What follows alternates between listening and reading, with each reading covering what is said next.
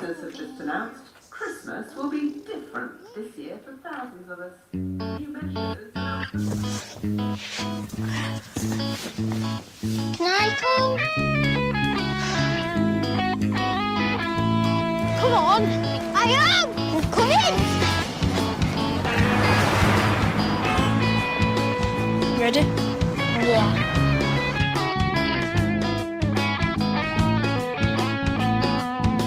You see, I grew up a bloody screw up. I've always been a little rough around the edges. I run the streets all day where we would play, blowing chase and hopping over fences. Youths offended, bad decisions, good intentions, poor attendance, skip detention. Living life's the only way you ever learn your lesson. Authorities couldn't handle him. In hindsight, they didn't know what was happening when there was never any doubt. Was never chasing clout, I wasn't even chasing any status.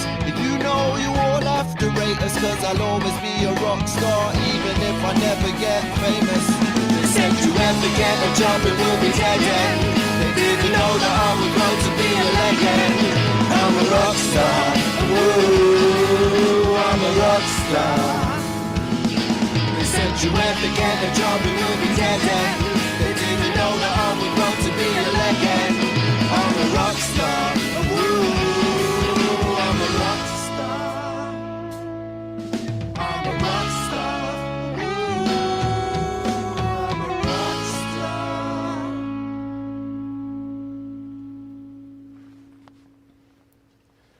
Well, good morning everybody, good morning campers. We are here at Yorkshire Sculpture Park. You can't make this stuff up.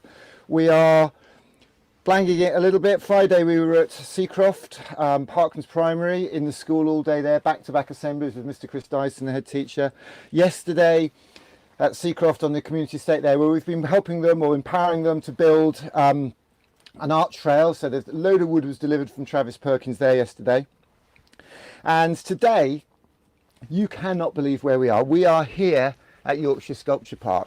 Let me see if I can show you that on the old camera. Now we're still getting, we had a crazy night last night. We had a bit of an audio outage, which was not ideal. Nobody likes audio outages, do they, Malumba? No, we do not. No, we do not. So that's what happened yesterday. So today we've changed our settings and we're very confident it's all going to be great today. So let me just show you how we're rocking and rolling today. I've got a little camera here, so I've got my little portable camera here. What I can do is I can plug that in, I can show you what's going on, because we've still got to set a couple of little things up here. So if I press that and that, oh, why is that black? Oh, there we go, look. So this is where we are, this is where we're rocking and rolling. There's Malumba's bunk bed there with his mirror ball. It's not his mirror ball, it's my mirror ball, because it's my birthday the other day, so that was my party bunk.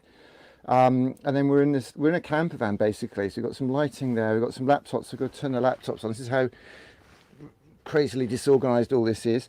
That's your video streamer. We've got a little vision mixer box there. We've got a laptop down there. We've got an audio mixer there. And then we've got a green screen. So I'm in front of a green screen, as you can see here, which is hooked up. And then we're in a camper van. We managed to blag a camper van. And so that's all there. Now the problem I've got is I wanted to set something up. Oh, there we are. Look, that's the Yorkshire Sculpture Park. We're not allowed to show much, so I reckon if I show it quick, you won't be able to take screen grabs and turn them into t-shirts and make loads of money off the artist's work. So that's, and then look at this out here. This is just epic. Look, we've got a big arch out the back here. It's incredible. And there's our wires. Look, can you see our wires running along the ground there? And then into that building, we've got wires. There's a big box around the side with internet. So if you need free internet, and you know somebody with a key, there's a big metal box, which is like something out of World War III, to be honest. So why does that happen now? Okay, if I press that, that puts me up. So this is our cardboard model of Tracy Island, kind of Thunderbirds style and pressure. And what I've got to do now, actually, I've got to see, the problem I've got is I don't want to be quite as small as that. But if I draw back, you see the green screen isn't quite right. So I need this to be higher. And I was going to get a box out the trunk, out of the boot, but I've got these little tie wraps. If ever you want to use tie wraps, just use these ones. These are really cool because you can reuse them. Look, you can push that like that, and that's like really tight as a tie wrap. Really, really. How can I get you to see that? Like that. But you can press this little bit and release it and use it again. So no chucking tie wraps away. So if you run festivals and you talk about single-use plastic for the public and make them use single-use plastic, I think it's really important that the festivals themselves festivals themselves. Oh, my microphone's come off now. Hang on. That was clipped. Oh, that was clipped on there. I'll be honest with you, I don't think we risk assessed this bit, so this is at my own risk. And that's just how you have to rock and roll sometimes. Oh, that's not going to work, Malumba, because I can't put the clips through that with the fabric there, can I? You couldn't get those two boxes, could you? The cable boxes out of the boot. 10 minutes, Dillis. Can we do it after? No, let's do it now because we'll get it right. If she's on, Dillis is on in 10 minutes. 7 minutes. Okay, we'll be fine for Dillis, yeah. So it's all right. See, Malumba's had some toast. I haven't had any toast yet. It's all right for him. Yeah, but you had cereal. I had cereal. I know I have to have cereal and toast. I can't do anything without any breakfast. You should know that after 3 days in a camper van with me. Although he did do a nice. We had curry last night. Actually, a bit of chicken made and knocked up a curry. You did a good job of that curry last night, Matt. I'm going to give you that. So let's put this up here. So this is called making it up as you go along, because that means, you see, we can have that little bit higher, and hopefully I can now zoom in. And nice work, thanks mate. No, you don't need any more leads out here. No, you got everything you need. Good. So I just need to move off. So if you, we had a Christmas lights competition last night, and if you're on the Seacroft estate and you want some Christmas lights like the candles, no, not crumpet. I'll just toast, please. The crumpets. You haven't got a clue, mate. So crumpets are 3 o'clock with tea. Toast is breakfast. Well, it's not 3 o'clock. But I do not need to follow rules. Well, we don't. Well, okay, that's a fair point. I suppose you're trying to tell everyone it's a lesson for our children, are you? Not following rules now. Okay. Well, we're not into anarchy totally. Not just yet. Okay. So let's have a look at that. Some people have pizza for breakfast. Pizza. Some people have pizza for breakfast. Pizza for breakfast. Well, yeah. I mean, I actually had some pizza the other week. Actually, I made nice pizzas at home. And there was some left. I left. You know when you leave it for the morning, it's lovely when it's cold. My flipping son had it for breakfast. I know. And I told him, you do not. One, you don't eat pizza for breakfast because it's not. If in Rome, they wouldn't do that. And also, you don't eat my pizza for breakfast either. So let's get rid of that background. Let's go to that. See, now that's actually a lot higher than it was, isn't it? So I'm sure you'll agree, viewers. If any of our speakers are at home wondering why it's all so disorganised, you have a sense of what it is we're trying to juggle against the odds, really. Oh, that's that side that wants to go a little bit. Well, okay, so let's try zooming in now and see if that's a bit better. That should. Oh, is that light?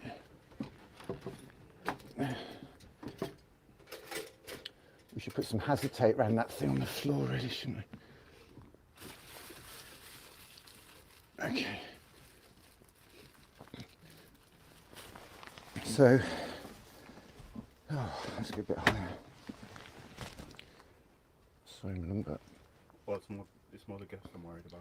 Don't worry about that. Okay, cool. Yeah, that's better, isn't it? That means I've got a little bit more room. What's that bit there? What's that there? What can we do to stop that crinkly bit? Let me put it under that box. Like that. Let's see how that comes out with. Okay, so I'm going to put that graphic behind. Yeah, that works well, doesn't it? I just realised I've got green in it. It's a good job my khaki hat hasn't got much more green in it, or that would all get cut off. So, Catherine Baden. So our first guest today is a lovely lady, Catherine. Oh, Dillis is first. Sorry, Dillis is lovely as well. Oh my goodness, I'm glad you told me it was Dillis. And the file. Pardon? I've sent you the file, the PowerPoint. There's a WeTransfer PowerPoint. Okay, so that's fine. So what I think we'll do is we'll just play a little video for everybody at home while we get ready for that. So she's going to come in on Skype 1, I presume. Okay, out of storage space. Oh my goodness, out of storage space, and we'll soon be unable to send videos until. Okay, what account's that? Is that my edit? Okay, so I've got to get my credit card out and give out Google more money now. Right, okay, nice one. Anybody here? We've got a comment. We've got 2 comments. Who's here? Let's have a look. Dillis is in the house. Dillis is standing by. Art member 209. Check her out. Dillis, can you retweet the feed and say just about to go live on Facebook and Twitter? Does it sound okay, Dillis? We've got lots of smileys from Dillis. Does it sound okay? Look okay? Because you're going to be live and direct any minute now. Let me just pop something on here. I'd love to show the Chris Dyson film, but the trouble is that keeps tripping out the copyright stuff, which means people can't see anything. So I'm not going to do that.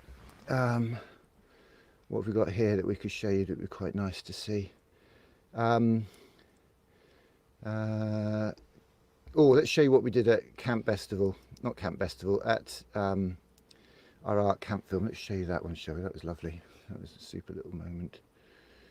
That was a magic moment. So why doesn't that want to go full screen? It does. Okay, so bear with us a second. So this is what we did in the summer. And that's going to be on number... That's not going to be in any because I've got to flip that screen. Oh, that's cool. So why isn't it? Okay, hang on.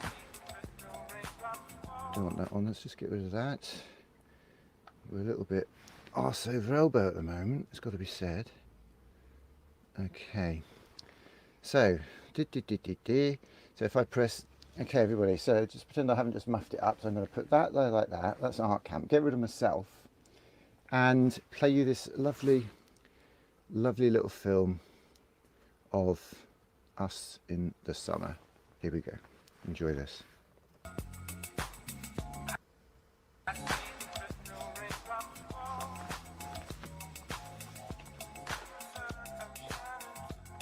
10 years ago we went to Camp Festival for the first time and just had a wonderful time. I thought, how can we bring this creativity back to our kids' school? And we started STEAMCO, running mini creativity festivals in schools. This summer in lockdown we've done a Parliament launch event, we did 3-day pop-up virtual events at Eden Project, we did Your Glasgow where we built a cardboard pyramid stage in a school playing field just down the road from Glastonbury. And we thought, how can we beat that? Well, here we are at the School of Art and Wellbeing in Devon. When we would otherwise have been at Camp Festival, which was obviously cancelled, we've had a fantastic team of people pull together a weekend event, #ArtCamp20. We had a range of creative activities for families to get involved with, not just here, but live streamed onto the internet. We had an eclectic art trail in the meadow out front where we literally mowed a path through the grass and filled it with art of people that we knew, people we reached out to, and also people in the local community as well. Our lighting designer created the most incredible night trail that was just mind-blowing. And we've had just a fantastic time with performances, with talks, with community engagement activities and creative workshops. The kids built a castle because, inspired by Camp Festival again, inspired by the venue, the setting, Lulworth Castle, we decided to set out to build castles in the sky. A phrase that so typically implies not being really supposed to be thinking or aiming above your station. To inspire kids to not just aim high, but higher than high, and to aim as high as those castles in the sky. We built a cardboard castle. We built several. And at the end of the day, we realised it's all about connection, it's about community, it's about people. And there's people that have made this event possible here at ArtCamp20. And we want to roll this out across the UK now. For the rest of the summer, we want to run events like this, and we reach out to partners who've helped us in the past, people like Barclays, people like Google, people like CassArt, to help us again deliver these events, deliver these activities for people not only here, but elsewhere across the internet and across the world. Thanks for listening. If you'll support us as a patron or a patron by being a part of what we're doing with your art, do get in touch now.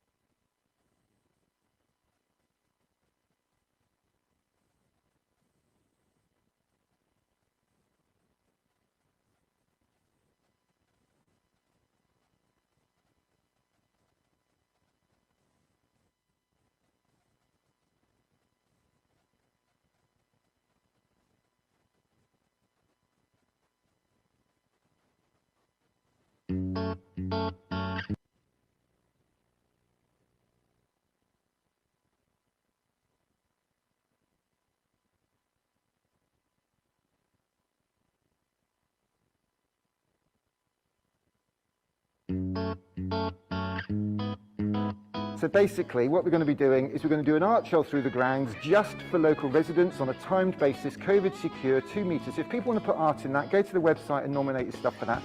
Download this flyer. We're going to build a massive stage. We're going to have bands, we're going to have performances.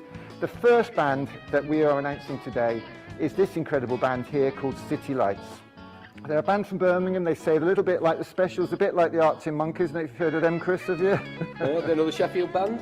Which, oh, the Arctic Monkeys. Well, let's see if we can get them up as well then. So basically, this is the song that we're going to be singing. This is the anthem of the festival, I'm a Rock Star. People used to call me a legend. I didn't realise they're actually calling me a legend. Is that right? Or is that... It's a nice Yorkshire phrase, being a legend. So your brief, should you choose to accept it, Mr. Dyson, is to basically get your boys and girls, get all the community to learn the words to this song, so that when we come back, because I've heard you guys singing in this school, get everybody singing. This is one of the songs you want to be singing. How do you fancy that? Do you reckon you can get them to learn the chorus? Why not? Why not? When there was never any doubt, was never chasing clout, I wasn't even chasing any status. But you know you all have to rate us, cause I'll always be a rock star, even if I never get famous. They said you ever get a job and you'll be dead end. They didn't know that I would grow to be a legend. I'm a rock star. Ooh, I'm a rock star. They said you ever get a job and you'll be dead end. They didn't know that I would grow to be a legend. I'm a rock star. Ooh, I'm a rock star. I'm a rock star. Ooh, I'm a rock star.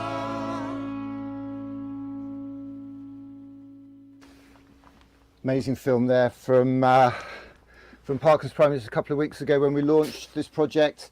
Big logo at the end there, hashtag Here for Culture. Because of funding from Department of Digital, Media and Sport, because of funding from the National Lottery, because of funding from Arts Council England, we are here today for you. So thanks to you if you've ever paid a lottery ticket, thanks to you if you've ever paid your tax, thanks to you, Rishi Sunak, for reevaluating our case, if you like, to say, look, we hope you'll help fund us, because without funding, Steamco would have had to die and I'd have had to become another Uber driver, I guess. So I'm a Rock Star. This weekend is about inspiring all our young people, our children, our young people, through school, after school, to not just aim high, but higher than high, to help them find their art, to find something that they can be passionate about in life, that they maybe can make a little bit of money from, that maybe they could make some friends from, maybe they could make the world a better place. And I spent quite a lot of time travelling around the UK. I saw a project recently in a school in South London, Beecroft Gardens, and it just blew me away. Absolutely blew me away what was happening in that school.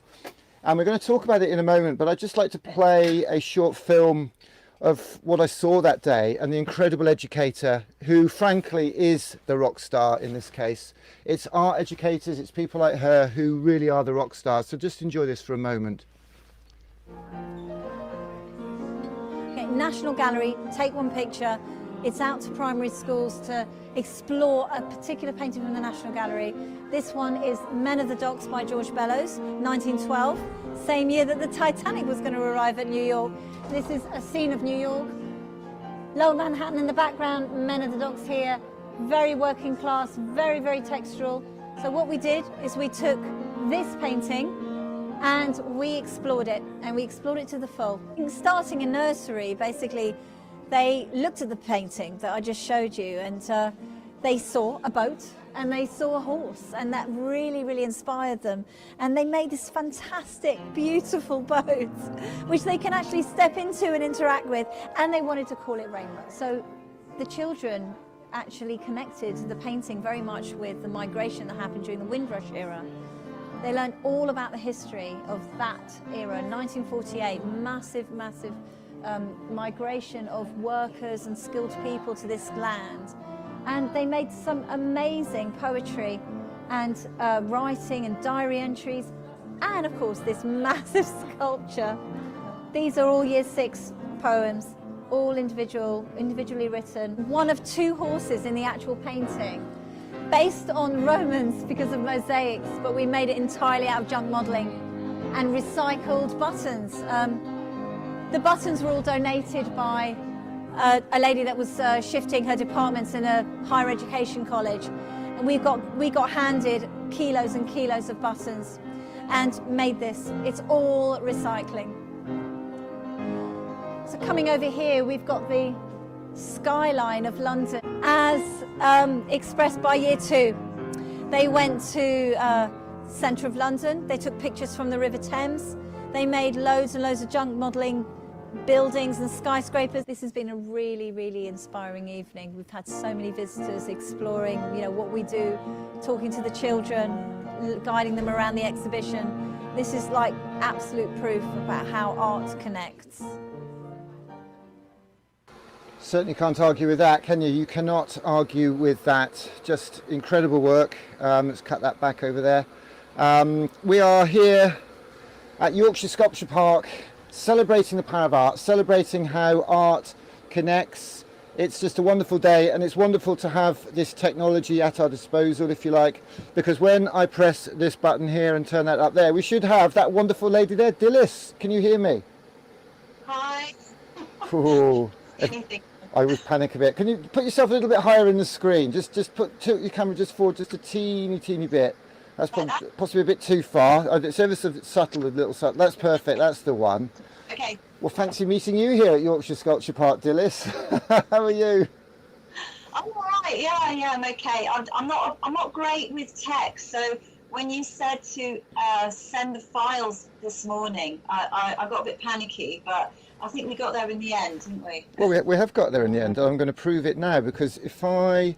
Okay, I'm going to have to jiggle some buttons here. Let me press that, and then that, and then that. Oh, that's in your face. You don't want that there, do you? So how about that? Nick, I can't see anything. Is it my end or your... You can't see anything? That's interesting. It should be... I do. Do I just press screen share? Hold on. No, don't screen share. No, don't screen share. So you can't see my camera coming back to you? I can see me in the corner. Sorry, this is really embarrassing. No, that's not embarrassing at all. You're the first person of the day, and I'm the one that should be embarrassed, because. Oh, no. But I'm more. This is how relaxed I am about it. I'm actually going to untangle my microphone before I do anything else. There we go. So we can probably get going. Now that's strange. So let me just check that my camera is. Oh. Do you know when you untangle things and you actually make it worse? Do you know that one, Dilys? You ever done that? Yeah. And then, see, you'd actually get an Arts Council grant for it and call it a little collage, and I've just created utter chaos. That's the trouble. So you can't see anything. That's unusual. Twitter open, and I can see it on Twitter. No, well, keep that as a backup. So I'll tell you what I'm going to do, Dilys. This is totally cool. I'm going to shut the Skype call down and start it again. It may just be that you're not seeing my camera, because it's telling me what my camera's sending you. And you can always use your Twitter as a back. The better backup is actually YouTube, if you want to go to Steamco YouTube, because that comes through about 10 seconds after. Twitter's about a 2-minute delay sometimes. Okay. But be doing that, and but just wait for the call. I'm just going to call you back. So this is all good fun. It doesn't matter. We don't care. It's what we have to do to our children. We have to teach them not to fear failure. So that's showing a feed. Let's try that again. Can you see me now? Nope. I'll be honest with you. I've got a message that says we could not connect to your selected camera. Try closing other applications or restarting Skype. So, that might be because I've got Zoom. Looks like I've got a Zoom call going in the background. So it's always my fault. So you don't need to worry about that. Oh no! Quit Zoom. Me. Tell me when you can see something. And so we've had an all-night street party going on Zoom, and we didn't know. So. Okay. Shall I connect it onto? So now, Dilys, I'm going to shut and start again, because it may need to restart Skype with the camera available. So let's do that again. Okay. It's all good. It's all good. Rock and roll radio. Oh, you're still there. Why are you still there? Let me get rid of you. There we go. She's gone. Right, let's try one more time. Look at this feedback, crazy feedback. Look, there's an Arts Council grant in that. Oh, I should have spoiled it. Oh yeah, it's fine. There you go. Don't sound so excited, like you're surprised that I got something to work. What are you like? That's not very nice. Okay. Okay, so I need to make sure. Yeah, but I can move that around. Don't worry. So that's going to be that. We'll have that there, because I'm going to disappear. The trouble is, it does go over you see, which is a bit rude, isn't it? But I can also take that full screen as well. So while you're talking, I'll bring it in and out. And I could even put you in a little box in the corner. We've got all sorts of stuff we can do here. So let me just save that. Actually, let's not save that. Let's go to there. Save that as... So we're going to save that as setting number 10. That's with me. And then we'll take me out. We'll save that as 11. And then we'll have one. So this is how I'm setting it all up. I've got a little iPad here. So now I can set it up so we won't have you at all, but we'll just have 4 on its own without Dilys Yeah, at that's all. good, yeah. That's a good one. So we'll have that as well. That's really nice, So actually. and I can preset this. And then what I can do as well, you see, is I can put you back up in a little corner over there. Yeah. Let's have a look. Put you up there. So that's number. It takes a second to set it up. Then once it's done, it's kind of done in theory. But then I have to try and stop talking. That wants to be 6. Yeah, that's cool. So let's make Dilys smaller up there so she can be talking about the stuff up there. And let's say that as number 9. Okay, so I'm showing off now. So right, so I've got that in 9. I've got me and you there. I've got you on your own there. And I've got the picture. And yeah, that's cool, isn't it? So Yeah, Dilys, it's much better. Yeah. I'll tell you what, it really was lovely to meet you at Beecroft Prime. Tell us a little bit about what you do there, because, well, in fact, describe that project, because that's an Artsmark Platinum Award in one, what you did there. Tell us a little bit about what you were doing in the school that day. Okay. First of all, I'm big screen again. Don't worry, what do you mean? Okay, I've gone big screen again. Before it was small screen. No, don't worry. Yeah, what we do every year, we put we have a huge art event that happens throughout the whole school, and it's linked in with the National Gallery's Take One Picture event, which is it kind of goes out to all the primary schools in the country. And what we've been doing is keeping up with every single year, sending in our kind of interests. And at primary school, well, in our school, what we do is we have the theme of the one picture that the National Gallery puts out there, and we all make these cross-curricular links with art and other subjects, and then we host a massive exhibition where we invite local people, artists, teachers, schools, and people like you, basically. You were really great to come that year, and. The children are the gallery hosts. We call it a gallery. We set our main hall up. We've only got one hall because it's a modern school. It's a new build, so they only gave us one hall. And we sort of set it up as a gallery, and the children become familiar with the set out. They often help where the artwork's going to go, and we have a private view. In the evening, well, sort of 5 o'clock to 7 o'clock, and the children are there. Sort of Arts Council, Art Ambassador kids are there, and they talk to the public and about the art and what they've done. They're really sort of quite articulate about the work they do. Most of the children that are at Beecroft are really very eloquent about how they feel about art and how they feel about the importance of it. And it's a really great thing to have. It inspires you as a teacher, and it really gets the energy going in the community, because in the community want to have more to do with you as a school, because what you're doing is so special and so brilliant that they get to know you, and that's the way to keep the arts going, really. Become an art school. Yeah. Well, who's that artist who says every school should be an art school? Remind me about that one again. Oh yeah. Well, Bob and Roberta Smith, he's so brilliant. I mean, he's such an activist, and I follow him, he follows me.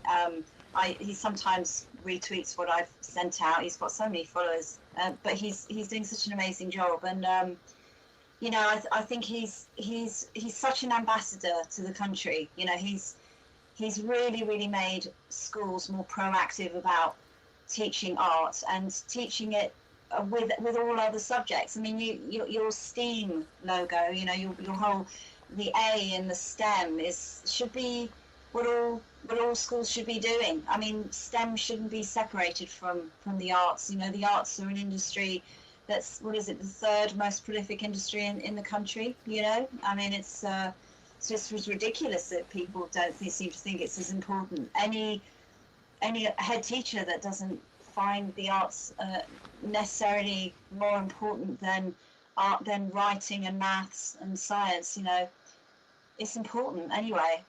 If you go to my next slide, actually, I've got a picture of one of Bob and Bess Smith's. Oh, have you? awesome Okay, I'll stuff. pull it up. It's funny actually because we're here at Yorkshire Sculpture Park, and there is actually one of his pieces, and it is the Every School Should Be an Art School project. Yeah. But we're not allowed to film anything today, so you can rip anything off on YouTube and Twitter, but we're not allowed to take any photos of what's out the window. So it's actually just up the grassy bank over there, which is so special.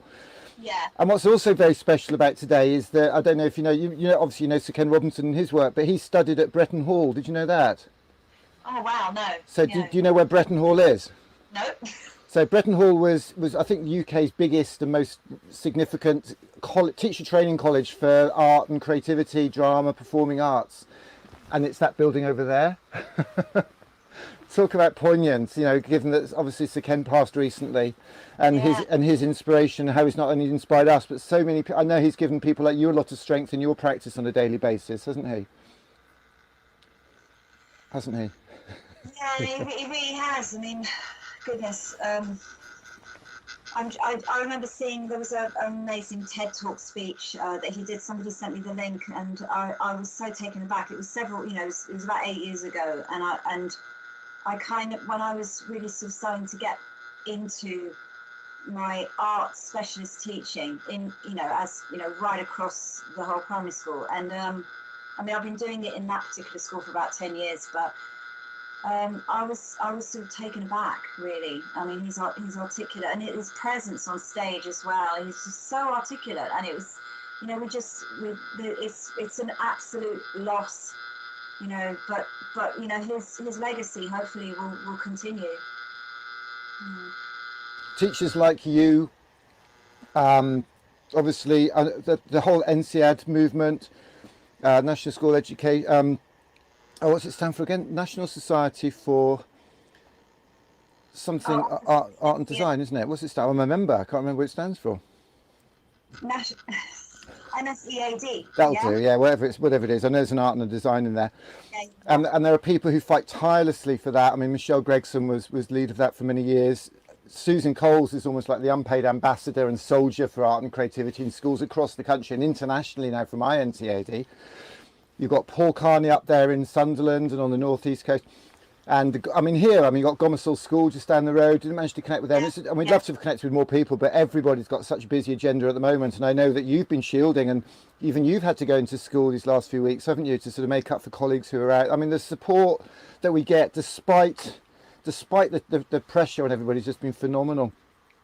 Dilys, go on. I'm really sort of, I'm taken aback by how creative the north of England is. You know, in terms of, you know, just through Twitter, the sheer number of art educators up there in full swing, you know, where the schools are really promoting it and supporting it, and they're producing such fantastic things. I mean, Gomersall Primary School, you know, that was one of the first schools I got to see, and I was just taken aback by the quality and the expert teaching, you know, it's and the children are so, you know, they've got all these links with Parliament and their local MPs who are championing the arts, and you know, and it's down here, we've got all the beautiful, you know, the national museums and stuff, but you know, I don't think we're as proactive as they are in the north. I think in the north of England, I think it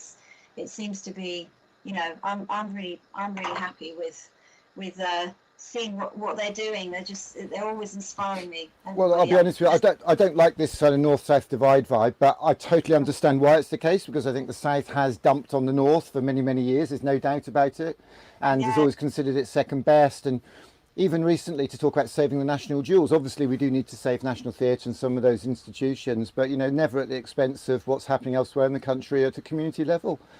And I mean, really fantastic times working with Sunderland and the Cultural Springs team there, and the projects that those guys have been running. Dominic Wilcox is how I met a lot of people. How I met and first came across Susan Coles, funny enough. I was looking at a film the other night of the audience, and there she is at the back tweeting away, and I didn't know her there, but to think she was in the audience. I think Paul Carney was there as well. In fact, Paul Carney helped. So yeah, it's wonderful. And I think what really has touched me on this particular project, did you see the talk last night with Boff Wally from Chumbawamba and the Commoners Choir? No, I didn't. My goodness. Yeah, don't worry. Look at all the replay of everything. Yeah. Oh my goodness. It was beautiful. And really what it was talking about bringing home that real raw creativity and passion and sense of community that exists and always has existed in the North, whether it's a working class culture, whatever. It's a strong dynamic, and it's very important that we don't lose that. Drew Povey yesterday was talking about how churches have ceased to be the centre of community, and how increasingly those centres of communities are now schools. And look at what Chris Dyson's doing at Parklands. It's wonderful. And tonight we've got the Commoners Choir. We're going to play the Commoners Choir song, Come In From the Cold, which is a song that was written about Parklands and how they take the children in, they take families in for a hot meal at Christmas, and through the year support those communities. And we want to get everybody singing that on a Zoom call, but not to record the Zoom call, to get people to record it on their phones locally and send us that high quality file and video, and maybe we'll stitch them together. Maybe we can have a Christmas number one. What do you think? Co-create a Christmas number one. Dilys, I'm going to leave you to it. Do you want to carry on with your talk? Yes, please, because I've Fantastic. got so many slides that I prepared. Go for it. Well, rattle through it, and just I'll either just click them as what feels obvious. I don't feel the need to always say next slide. No, We'll just go for it. And please relax. I know you are now. Hopefully a little bit more relaxed. So go for it. Yeah. Okay. Right. Well, let's go to that's the opening slide, and we looked at that. Right. I'm just showing you here some pictures of the front of our, the outside space of our school. So we've got on the left hand side, we've got a Louis Massai art, a mural for B. We commissioned him to do that, but he also worked with the children and did some amazing street art. That's the library on the right hand side. We can see it's that's what you can see from the front entrance. So any visitor will see that straight away. So they're going, my goodness, what's going on in that school? Which is such a brilliant kind of opener. And then down below, we've got our newly painted, which we did in lockdown, actually, a lockdown collaborative art event, a mural done, by artmongers and the community and the children. So this was really good. Right, can we have the next slide, please? I feel like the person in the government talking about the coronavirus daily. But I'm in the way of some of this stuff, Nick. That's great, yeah. I just want to emphasise the importance of drawing it across all year groups, and I just wanted to show you these because they're so charming and amazing and full of imagination and observation. They're some of the younger children in the school, sort of year 1, 2, and 3. And next slide, please. Can we have the next one? Importance to draw very big. I often get out A1 paper and A2. So this is year 4, working mixed media. I think you can see it's something to do with Greek mythology. We try and get charcoal with paint and water, and really get physical with drawing. Drawing is a very physical activity, and I think it's the best way to loosen up when you undergo any other art projects that you're going to do along the certain theme that you've chosen to do, what the teachers have chosen to do. And if we can go to the next one. Here we used an influence of an artist called Bordalo II, and he's a Portuguese street artist that uses trash. So with year 2, they were doing some African animals from Kenya, actually. So we got loads of pictures of that. Did this massive kind of collage in the style of Bordalo II, and we had that in one of our art shows, one of our Take One Picture art shows. So we've got here a collaborative lion, and if we can go to the next one. This is really important. We recently had this amazing visitor, Sinai Fleury, who she's a broadcaster, she's a journalist, and she goes around the country talking about Windrush generation and Black history. And she was such an important part of our Black History Month. She opened it in the beginning of October with a brilliant series of assemblies across the school. what you've got here also is we got Mrs. Morgan with her display board for Black History Month. That caused quite a stir on Twitter, actually, and she's very proud. She's actually the science coordinator, and she's really into her art too. So, and Miss Maloney, if you can see in the middle, she's a very special teacher in our school. She's actually related to a Windrush generation person called Stanley Quashie, who came here as a boxer. He used to box in a very well-known pub in Bermondsey, and we did a series of portraits based on two very important people: Stanley Quashie, the uncle of Corinna Maloney, and John Richards, one of the very first Windrush passengers. Collaborative, year 6, huge portraits. They've just recently gone up, as you can see.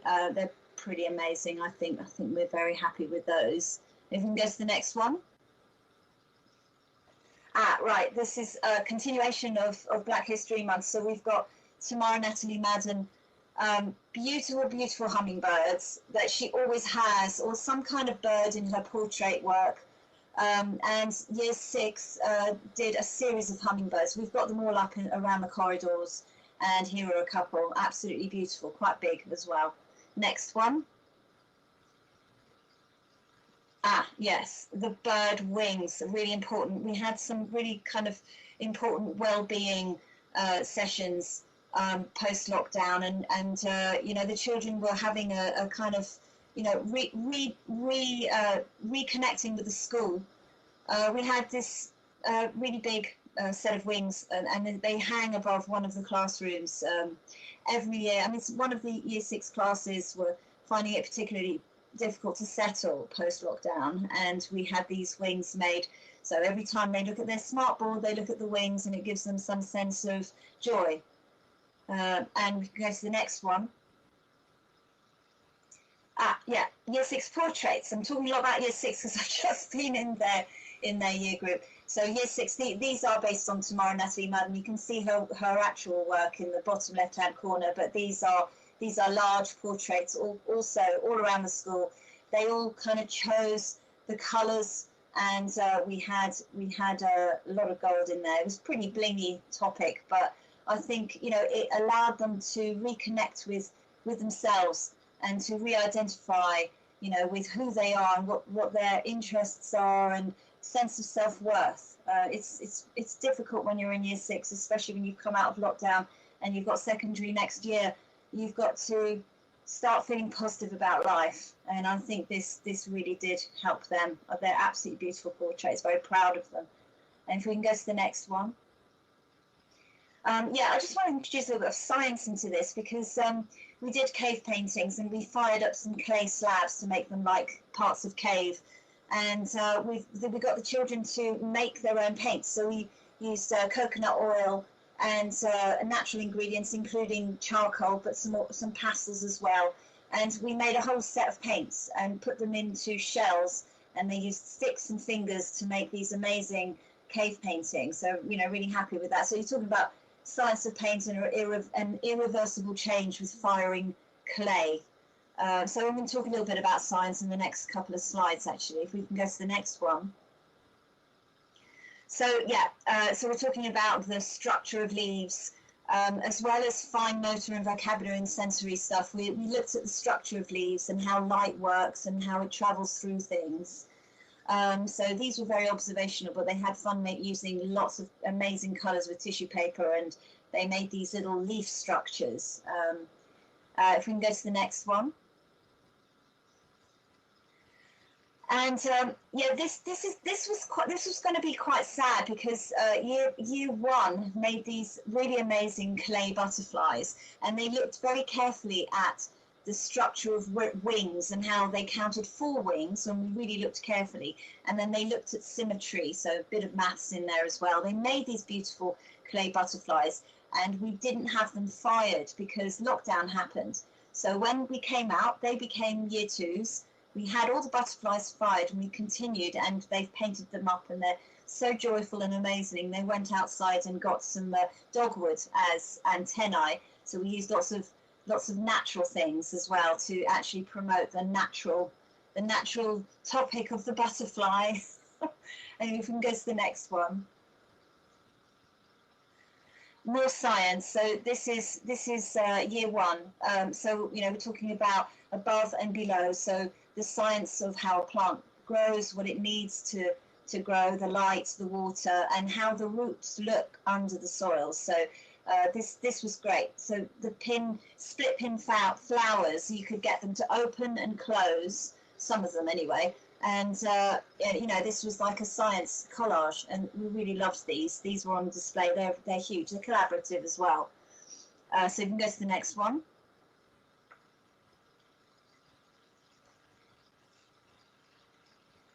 This deep sea creatures. Okay, so year 5. I think these are year 5. Year 5, we're looking at the midnight zone and sort of extreme places on Earth. And we looked at Jason Decaires Taylor as well, who's a British sculptor.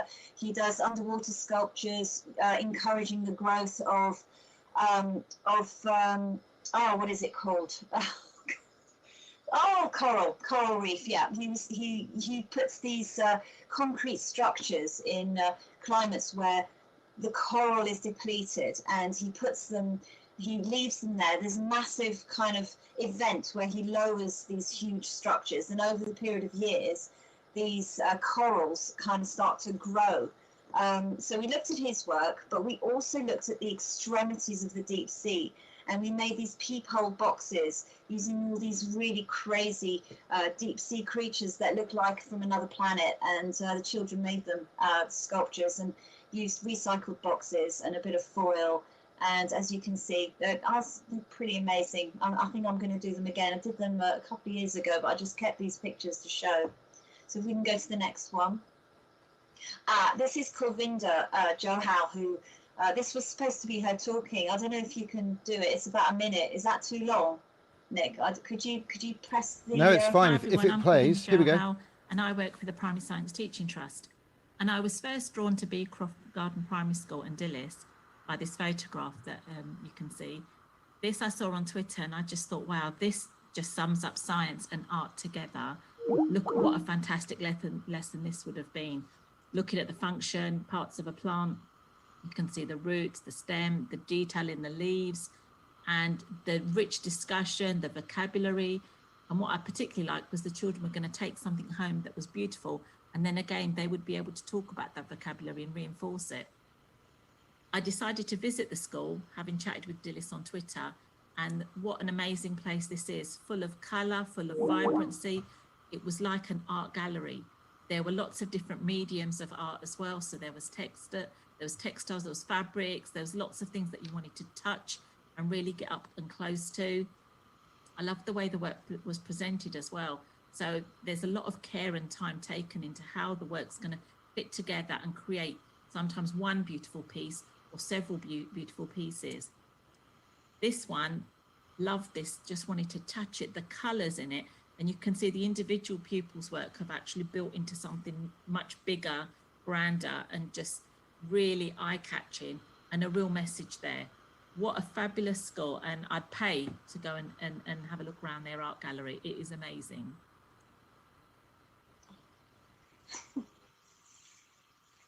Thanks. Yeah, we can go to the next slide now. That was Kulvinder. She's really great. She gave me this little badge, and it was chaos coordinator. So yeah, no, she's a special person, and I do love her. Yeah, so here's a little close up of one of the pieces that she was talking That was lovely, Dillis, wasn't it? Could you just move just a tiny bit back to your left, just about 2 inches? Okay, That's it perfectly there. That's perfect. Thank you. Not too far. You've gone a bit too far, if anything, but it's better than you were. Thank you. Carry on. Okay, yeah, this is one of the pieces that she was talking about, where we actually made some little plants using clay, wire, and some tissue, translucent tissue leaves, using wire as well, and wool. And the children, they really, it was so sweet the way they did it in little stages and bent the wire. It was all about fine motor and colour, and again, it's the above and the below thing going on with the plant, and how the children could actually see that and make it happen with their own little structures. That was year 2, by the way. So we can go to the next one. And yeah, so we did some lovely fish paintings. We looked at the habitats of fish, and we did some amazing recycling using card, and looked a lot at the planet's the planet's depletion of the ocean. You know, how, you know, we were talking a lot about conservation when we did all of this. This is really important. In every single art lesson that we do, we always talk about the bigger picture, and, you know, there's far more to, you know, the art is an opener to everything else that happens, you know, on the planet and you know, in the world. And this is such a great way to introduce, you know, things to the children. So we can go to the next one. Okay, now this was a really brilliant. They were talking a little bit about sculpture now. So in our school we do a lot of. I'm glad you're at the sculpture park today, because in our school we do a hell of a lot of sculpture. A lot more, I'd say, than some primary schools. A lot of it's to do with the mess that it produces and the time it takes. But I do really like using plaster, and I think plaster can have a sort of magical mirroring effect when you use it as casting. So the hands there, you know, brilliant hand gestures. It took a lot of effort to get the fingers out. So all the hands had to be put very carefully in the algonet, and occasionally we lost a finger or two, but they came out pretty well, and they did these amazing little so-called henna patterns on the back. We did a casting of wheat as well. That was good fun. Dried wheat was amazing to cast in slabs, and we've got some dancing feet too. So this was done for one of our exhibitions, where there was the music in the painting, the sounds in the painting that you had to imagine. We invented a sort of a dance for it with the music coordinator, and the children just stood in the clay and made these little shapes, and then we poured the plaster in, and we got loads of dancing feet. And it was, I have to say, it was very smelly. The clay had to be thrown away after this because it was really smelly, especially with year 5. Yeah, anyway, so let's go to the next one. Yeah, okay, so this was year 4. This was also done for one of our big art events, and we were looking at, these buttons were donated by a local college. Again, recycling, thousands of buttons we received, and we made this huge junk modelling horse's head. That was shown in the exhibition, I think, Nick, that you attended. We had 2 horses. Oh yeah. Oh yes, I remember now. Yeah, lovely. Massive. The children go up to them and give them a bit of a hug sometimes, and I was a bit worried that some of the buttons would fall off. But yeah, it was. This took a while to do. They all collaborated really well, and it was fun. And I think everybody was a bit shocked by how big they were.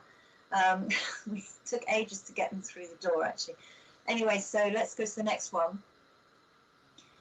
This is also what Kulwinder was talking about. We looked at the artist was Barbara Kobylinska. I think Paul Carney really likes this lady as well. He was talking about these sculptures before. Yeah, this was collaborative sculpture that was done, I think, in groups of 4, using junk modelling, using a little bit of wire, some old sellotape things, you know, at the end of the sellotape. This is beautiful, Dilys, isn't it? Really, really lovely work. Really love it.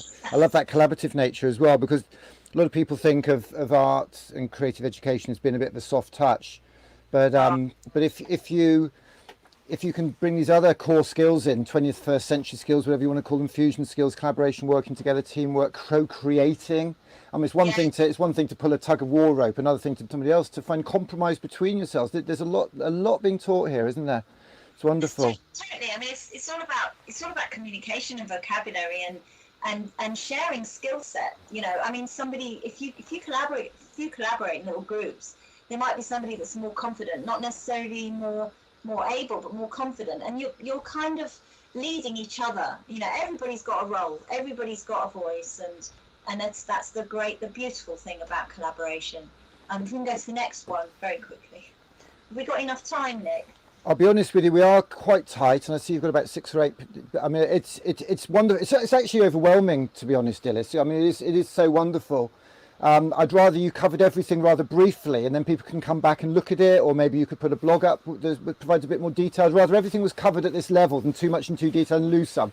So if you could give it sort of 3 or 4 more minutes, that would be wonderful. It's beautiful, beautiful work. Thank you. Yeah, let's just go through. I'll just say next then. So let's go little figurines, Minotaur. Let's go next then. Next one. And this is one of the exhibitions. Let's go to the next slide. Okay, this is another part of the exhibition. We've made this amazing dress using this was actually Mrs. Morgan's dress. It was her baby. The science coordinator, she was responsible for making that dress, and that was part of one of our exhibitions. And if we can go to the next one. I've put this on Twitter already, actually. Using our kiln for Christmas. Lots of little creatures in year 2. We can go to the next one. And yeah, this is... That's fantastic, isn't it? Look at that. That's almost Basquiat, isn't it? Yeah, that was based on his work. Oh, it was, right. Silly me. I'll keep my mouth shut. The next one. And textiles. Okay, I was going to talk about textiles, but we talk about texture and fiber fusion, so layering and turning what we have into things like bags and purses and just pieces of art. So fiber fusion. We do a lot of textiles there. And yeah, next one, got silk painting. Next one, making rugs as well. Using old rags, and a lot of felting goes on in the school as well. So it's like I said, it ticks all the science and sensory boxes, and it goes right across the school from reception all the way to year 6. And if we can go to the next one. Oh, next one. Oh yeah, no, this. Oh, okay, yeah. This is a sort of series of a collage of a lot of the exhibitions that we've had. So that kind of culminates after massive art input by the whole school, and it's very important to get people into our school to have a look. We're going to do it virtually this year, so we're going to do another exhibition, and we're going to do it virtually. And we can go to the next one. Oh, okay. So this was part of our community lockdown art that we did with Patricio Forrester, and he's from Artmongers, and it became a whole community project with the key worker and vulnerable children attending the school during the summer, and we had a lot of parents coming in to help, and community trainees who want to become part of the mural school that Patricio has started. And if we can go to the next slide. Dilys really gets the importance of the arts in a community. We got the Jenny noise in the background. We got the old Bill as well. Wicked. Come on. We are urban. I think it's the last one, the next one. Yeah. Okay. So we had a lot of local newspapers, and we even had some Museum of London involved with wanting to have our art exhibited in the early prehistory department as well, gallery. Yeah, basically this culminates, the whole PowerPoint here finishes here, because I just wanted to show how we try and reach out to the local community and promote our school, and to get people to see that the arts is, everything we talked about just during this talk, actually, Nick, it's very important to promote the arts in the local communities, and if we can do it nationally, then that's even better. So there you go. Well, Dilys, that really was absolutely fantastic. Really, really beautiful, incredible range of work. And I think you are, I don't like ranking people, but you're up there in the upper echelons. I know you're somebody that the legendary Susan Coles has a lot of respect for and promotes. As you say, the work of Gomsall Primary and the team there, just fantastic. We did reach out, but we didn't push it with anybody because we know how busy and stressed everybody is with just running a school at the moment. But what you're doing here is just incredible, and I know that you're a consultant, so you're available for people who need advice and support, and I hope we can work together again and maybe run some activities and sort of really inspire other people to not just watch and think and talk, but actually walk that talk and to do some creativity and some of that work. So are you able to pop anything up? Do you have a blog or anything, or is it best, would you be able to put something up on Twitter to sort of, so people can find out more about your work? Yeah, definitely. I'll do that, and I'll put the slideshow up as well. So that would be fantastic. We've got some. Oh, Anne Quinton here's got a bit of a clap for you. Look, she's broken the internet with emoticons. Anne is fantastic. She did a lovely talk for us at Eden Project, or Glasgow was it, about art activism. She's wonderful. She lives very close by. Come on, Anne, if you're coming down, we need a bacon sandwich and a cup of coffee at lunchtime. If you fancy getting out of the house, Yorkshire Sculpture Park. I think Anne must have a season ticket over here, because I know I would if I lived nearby. Can't thank the Yorkshire Sculpture Park enough. Do you know, we emailed them on Thursday and said, look, lockdown, we don't know where we're going to be Thursday night, Friday night, Saturday, Sunday. And they let us rock up here. Security met us here on the gates at 11 o'clock at night and let us in. We set up, we've got internet, it's just been wonderful. And the support that we've had from across the community here has just been wonderful. So thank you very much, Dilys, because you're bridging that north-south divide. Yeah.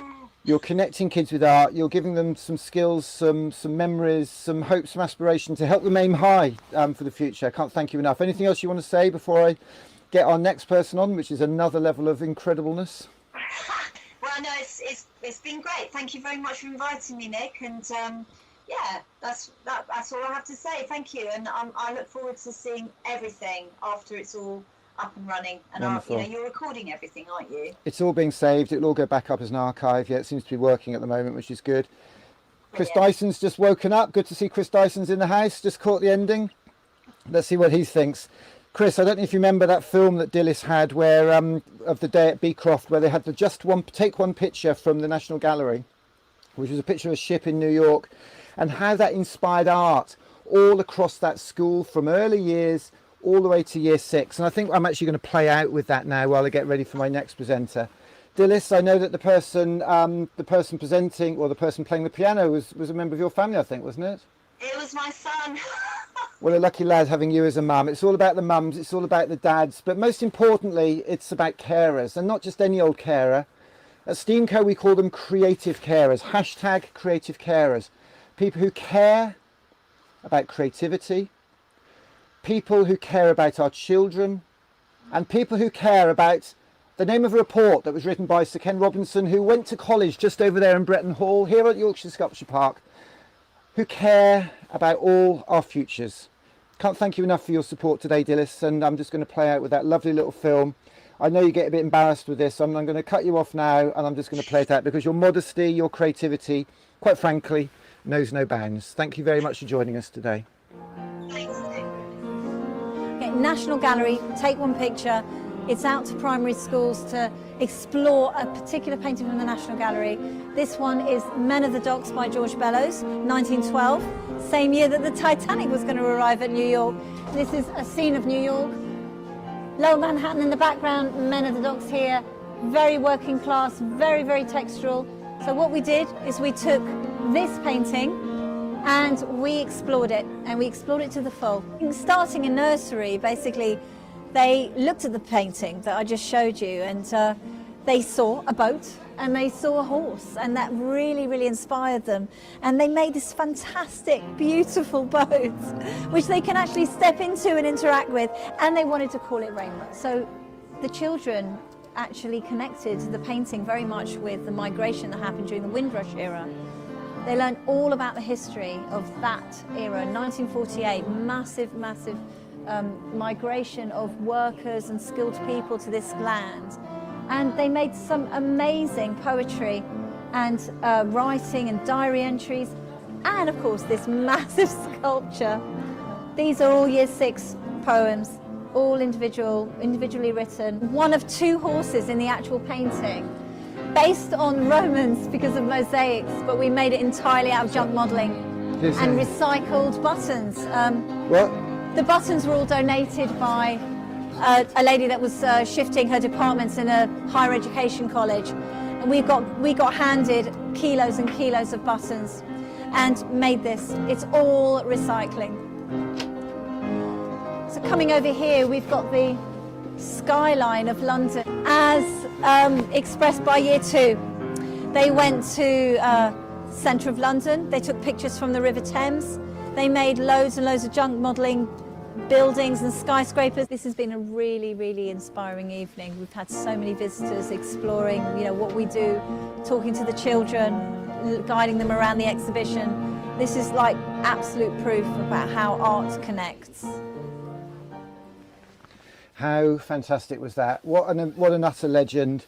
I'd love to see some comments in the box if anybody can help us out with some comments today on what they're seeing, because we're going to see some amazing stuff in a minute. Any minute now, 5 minutes away, I think, well, maybe less than that, 2 or 3 minutes, we've actually got one of the most incredible people. This is a man who just works, oh my goodness, he works on another level. I know Chris Dyson, the head teacher at Parklands Primary, he will only let me in his school if I show him my Lego. And Chris Dyson, I know he's on the edge of his sofa. Chris, can you do me a favour and retweet the hell out of what's going to happen in 5 minutes? I'd rather wait 5 minutes to get 57,000 of your followers looking at this, because I know this is going to go off the scale. I think David may have started a Facebook watch party, because we are going to be giving away a £350 Lego set as a result of this session. We're not giving it away today, we're going to do it over the next 2 weeks, because it's the hashtag 12 days of Creative Xmas coming up, and we're going to do these streams every day for the next 12 days. My wife doesn't know yet, and I have to break that to her when I do I might not even go home. We've got a camper van. Why would I want to go home? Why would I want to possibly go home? So that's the sort of general plan. I'd like to play a little video actually, but it's struggling over there, so let me have a look. Let's have a see. I'm going to do it over here, because I know Mr. Gilday is sitting somewhere. Oh, it actually looks like he's rummaging around in a drawer trying to find a Christmas jumper. It's Christmas jumper Sunday by the look of it in the Gilday house, and I can see him. He's pulling through a load of drawers and all the you've got to see this. This is a good job I can't show everything, because he's going through all his drawers looking for a particular Christmas jumper. This is off the scale. I really don't put, people have got enough stress at the moment. I don't want anybody going to any stress for this show, please. Please just chill out, David. No, not that drawer. Oh my goodness, he's going bonkers. Let me just find that video I just wanted to play. This is a little video of some art. We're at Yorkshire Sculpture Park today, and it's more than appropriate for us to be showing some of the art and creativity and community work that we've been seeing in our travels recently.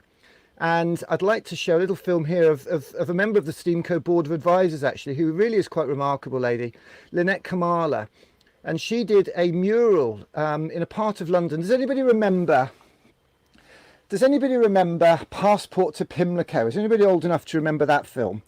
Because basically, that was a film set in, don't know if you could mute your microphone for me, David, could you, just for a moment? So I'm just going to play some audio on the same channel. Basically, Passport to Pimlico was a film about a part of London where they found some deeds to say that Pimlico was an independent part of the UK. It was nothing to do with the UK. So they said, right, we're going to have passports, we're going to have our own minister. And there's a part of London that actually did that in the 70s. I think it's a bunch of kind of anarchist hippies, which has got to be good. And so let me just show you this film. It's just remarkable. A mural that she did in their memory. You'll love this. I know Chris Dyson will love this, because he's a bit of a radical sort of anarchist punk type. Well, him and his mates are anyway. So why is that? Oh, that is the music I had on there, is it? I didn't realise I had that music there. Let's play that again. Okay. We got the Jenny noise in the background. We got the old Bill as well. Wicked. Come on. We are urban. Today we are proper urban. Yeah. Portobello art, culture, community at its finest. It's Lynette Kamala, how are you? I'm very well, thank you. And welcome to the Westway. And you put together the Black Lives Matter, We Are One Family mural on Preston Road. Yeah. But I remember being in the early meetings about that mural, and someone said it's 28 metres wide, yeah. And it's like, ooh, wow. It's a long wall. That is a long wall. The one that they went with, it was kind of speaking to the Preston Road history. So some people may or may not know about the history of that area. There was what was called the Republic of Festonia. Yeah. And it was a group of residents who came together in the 1970s and took on the local authority and were like, we're going to come together, you're not going to evict us from this space. And they had their own postage stamps. They kind of became quite famous with the way they took on the council. It was quite legendary. They all changed their surnames to Bramley. and in a way won. You know, they got the right to have decent housing. And so we kind of wanted to nod to that. We also wanted to speak to the Black Lives Matters movement with the placards that people were holding, as well as in this area, which you'll know is in the shadow of the Grenfell Tower. So we've also made reference to that. So lots of issues around racism, housing, community coming together. But ultimately, that's why we called it We Are One Family. That was also like the motto of the Festonians as well, because I'm a carnivalist as well. Oh, of so, course you are. Yeah, I run one of the biggest sound systems there. Doing that for about 33 years now, this year generation. That's my sound. Come down here to Latimer Road, to Latimer as we call it. Yeah. Check out the mural. Thank you.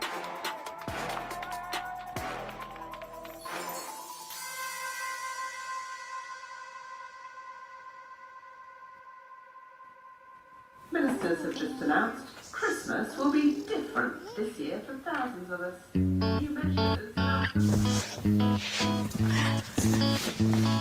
Can I come? Come on. I am. I'm coming. Ready? Yeah.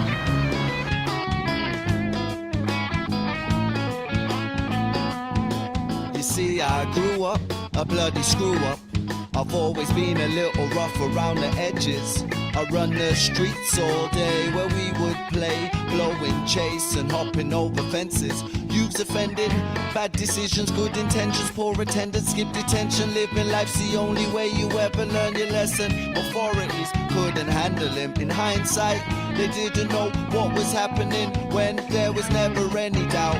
Was never chasing clout, I wasn't even chasing any status. And you know you all have to rate us, cause I'll always be a rock star, even if I never get famous.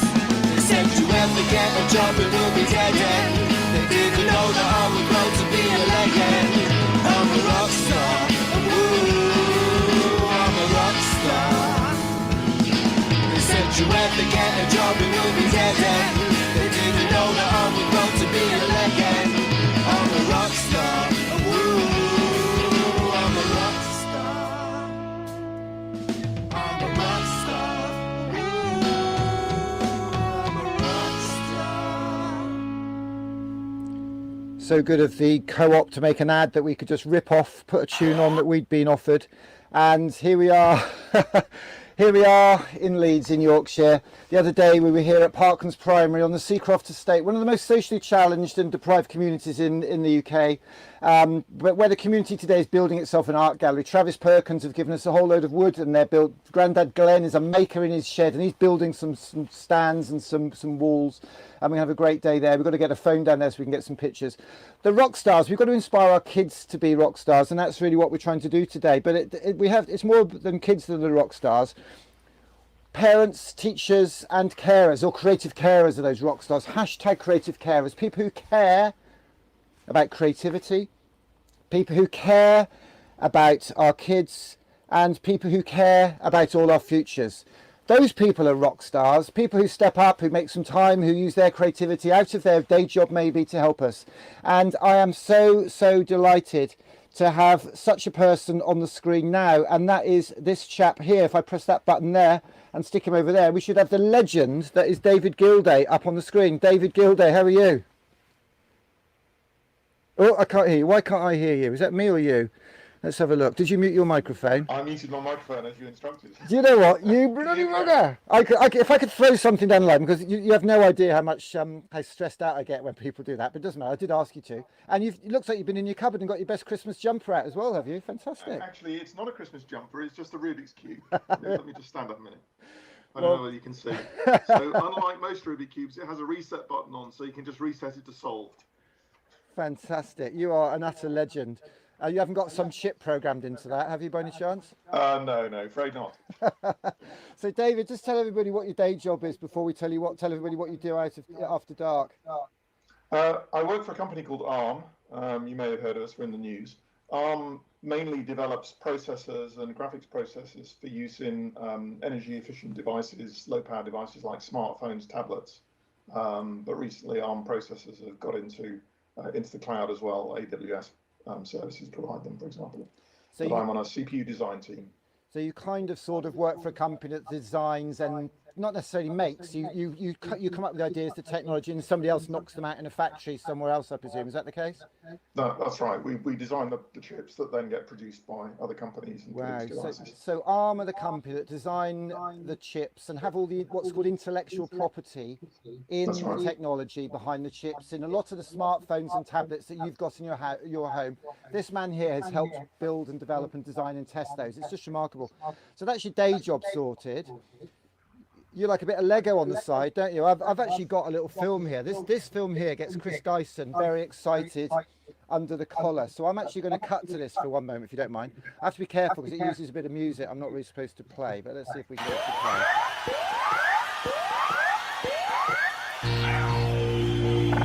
So this is...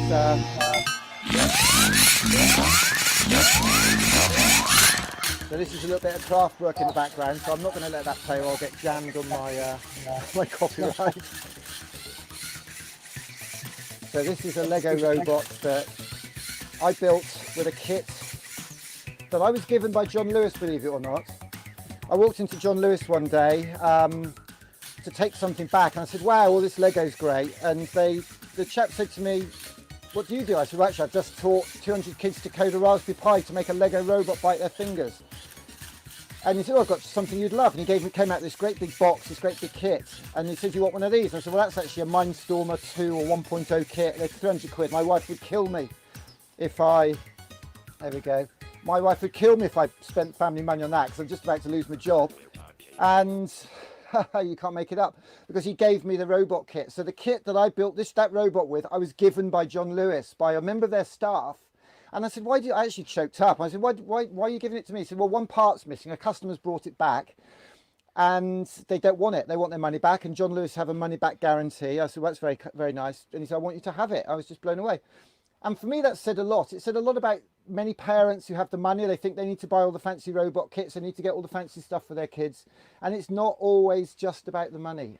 And in fact, sometimes you have to put a bit of effort in. It's people like David who are inspiring. So David, that was your robot, wasn't it? Tell us about that. Yes, that was one of my designs. Yeah, I've been playing with Lego since I was about 5 and Rubik's Cube since they came out in 1980. And in about 2008, I think I saw a video on YouTube of somebody who built a robot out of Lego that could solve the Rubik's Cube. And kind of ever since then, that's pretty much all I do in my spare time. It's become my passion. And that one in particular, I was sort of challenged to make one that only needed a single Lego kit.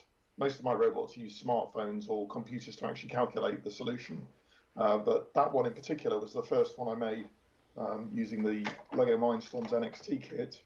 It only needs pieces from the standard set, the set that you were given. And you can build a robot. I share the instructions and so on my MindCuber website. So yeah, and hopefully I'm going to show you a bit of an exclusive. Amazing.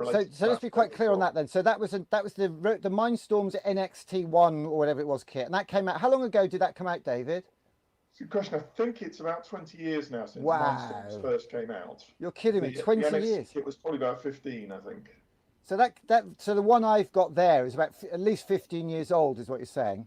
I think so, yes. Now you invent and design and help work on designing chips. The technology 15 years ago, I mean, that was pretty early days, wasn't it? I mean, the internet, everything happens so quickly now. Was it a fairly basic computer in that one then? You haven't got one to hand, a little box there, a grey one? Have you? There is. So this actually is the NXT box that's in there. It's got relatively little memory. I think there's only about 64 kilobytes of RAM. So that's the memory that you'd use to put the program in, is it? Gigabytes of memory that you get in your laptops these days. And it has an ARM 7 processor in it, which is a 32-bit processor, admittedly, but it's quite an old one now. So let's be quite clear. That only had 64 kilobytes of memory in it that you could write a program. So that's almost an intellectual challenge as well, because I'd imagine it's one thing to be able to write a program, another thing to write it where you haven't got much space to store it. Is that an issue? Yes, it was quite a challenge. And in fact, again, I'll come on to this a bit later on, but the latest robot that I built doesn't have much more memory than that available to it. So yes, squeezing a program into that amount of memory that can solve the Rubik's Cube efficiently is quite a challenge. So that had 64K, and I'll be honest, I just had to buy a new smartphone. In the end, I got one with 500 gigabytes. So 64K to 500, that's a factor of 10,000 times more memory in my phone than was in a Lego robot 15 years ago. Yes, but you indeed. still managed to write a program to get it to solve a Rubik's Cube and squeeze it into that. So what are phones using all this extra memory for then, David? It sounds like, I mean, am I ever going to use that memory? What's happening here? Why does something as clever as that only take a little bit of memory when in fact my phone's got 10,000 times more? What am I going to do with that space? There are lots of things that that the NXT couldn't do. For example, I mean, one of the main things is what we're doing now. You know, we're manipulating live video data. The amount of data that's being transferred at the moment is significantly more than the small amount you need to solve a Rubik's Cube. Right. So it's things like that, sort of video and graphics and games that you get on your smartphone. So really what you're talking about is the difference between just letters and words in a computer program that are just like ones and noughts, and the difference between that and video. I mean, my phone, I think it shoots what they call 4K video now. And I think that means there's every picture's got 4,000 dots down and probably about 10,000 across. So that means every photo's got about 1 million or so little bits of information in it. So is that what you mean, the difference between video? Exactly. The amount of information in a video image, or you know, even a still image, is significantly more than would fit on the memory in one of these devices.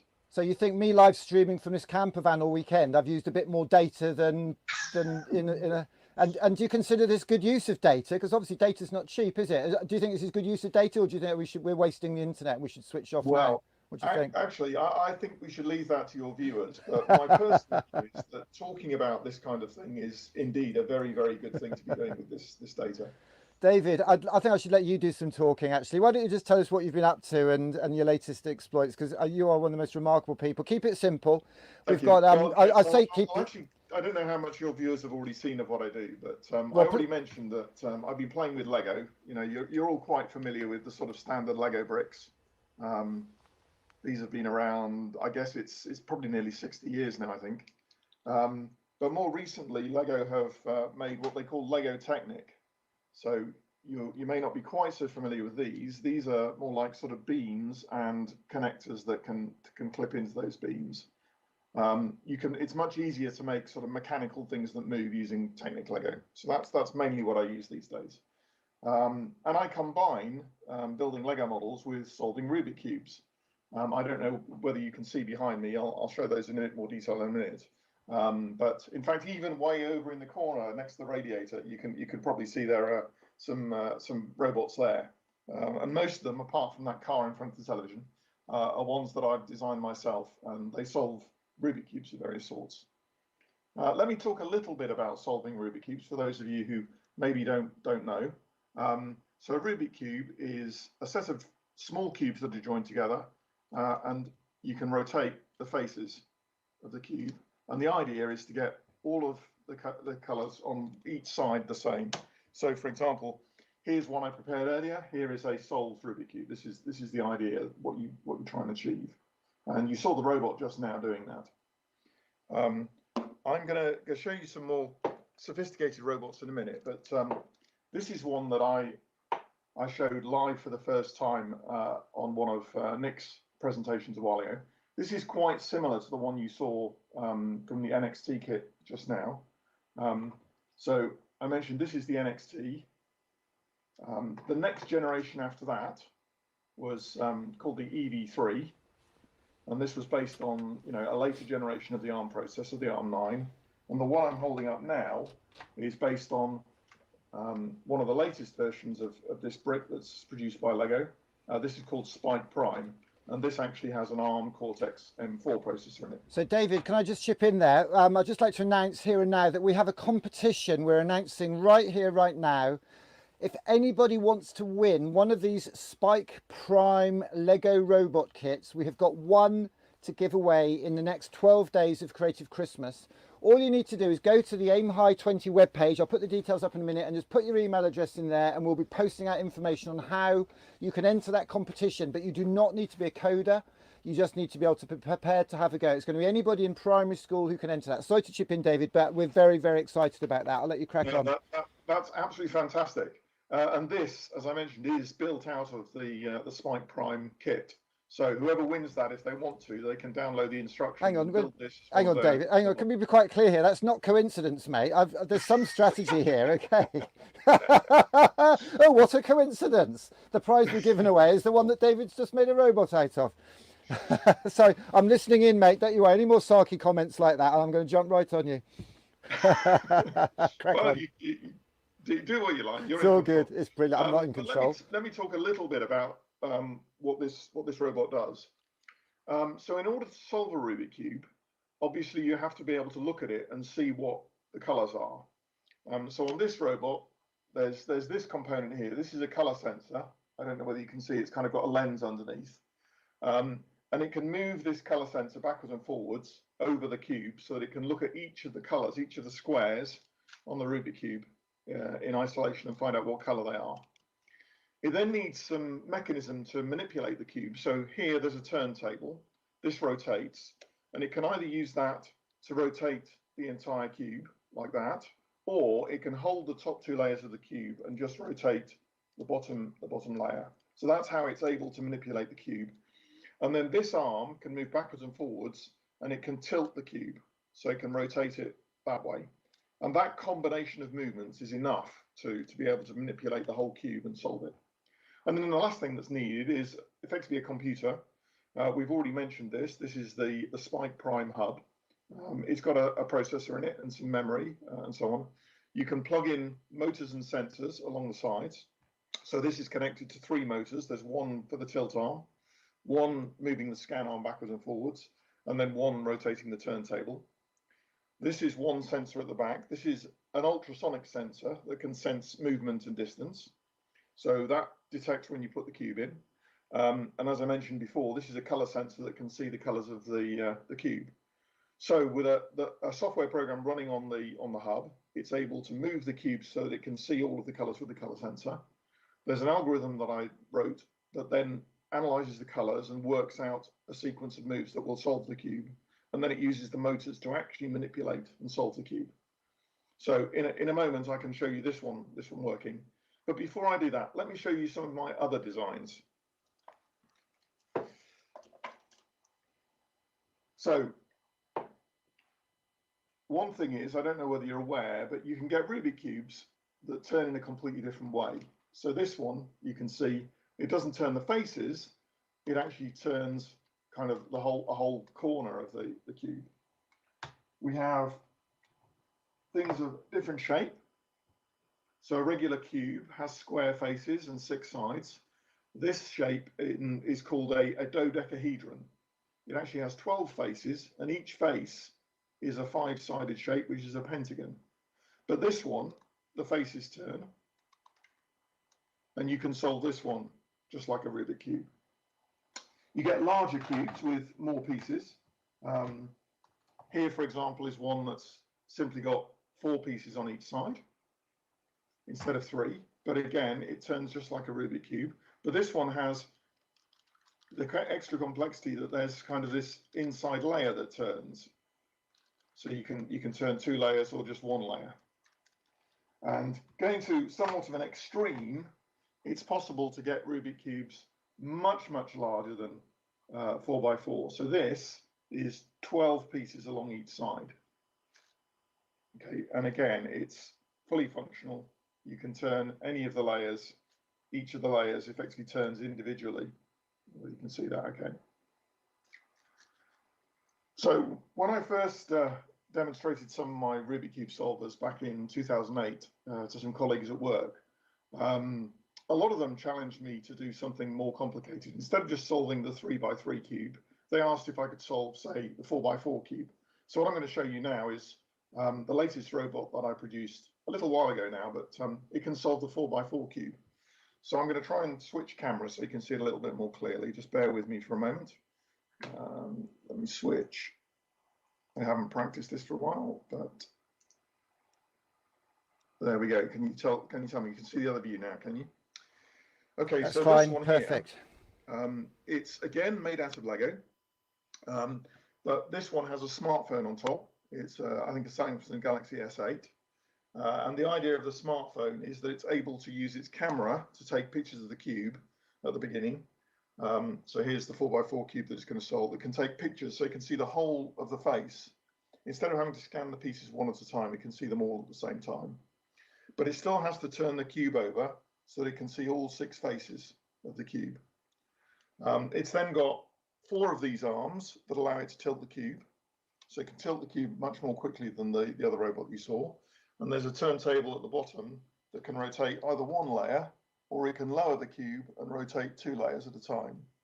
But essentially, it's the same kind of mechanics as the previous one. But you'll notice that it's got quite a few of these. There are actually 8 of these EV3s. Each one can control 4 motors. That's why I need so many. I think there are something like 24 motors in total in this robot. And it can solve the 4x4 Rubik Cube almost as fast as the current world record holder. So let me show you. So I put the cube in here, press a button to start.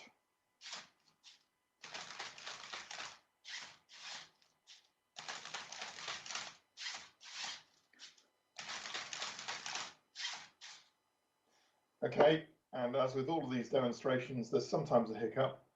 This is having problems scanning the cube. David, we don't fear failure around here, don't you worry. I think the lighting might be a problem. That's my excuse. That's why I usually use that one as well, or flat batteries. There we go, it scanned it that time.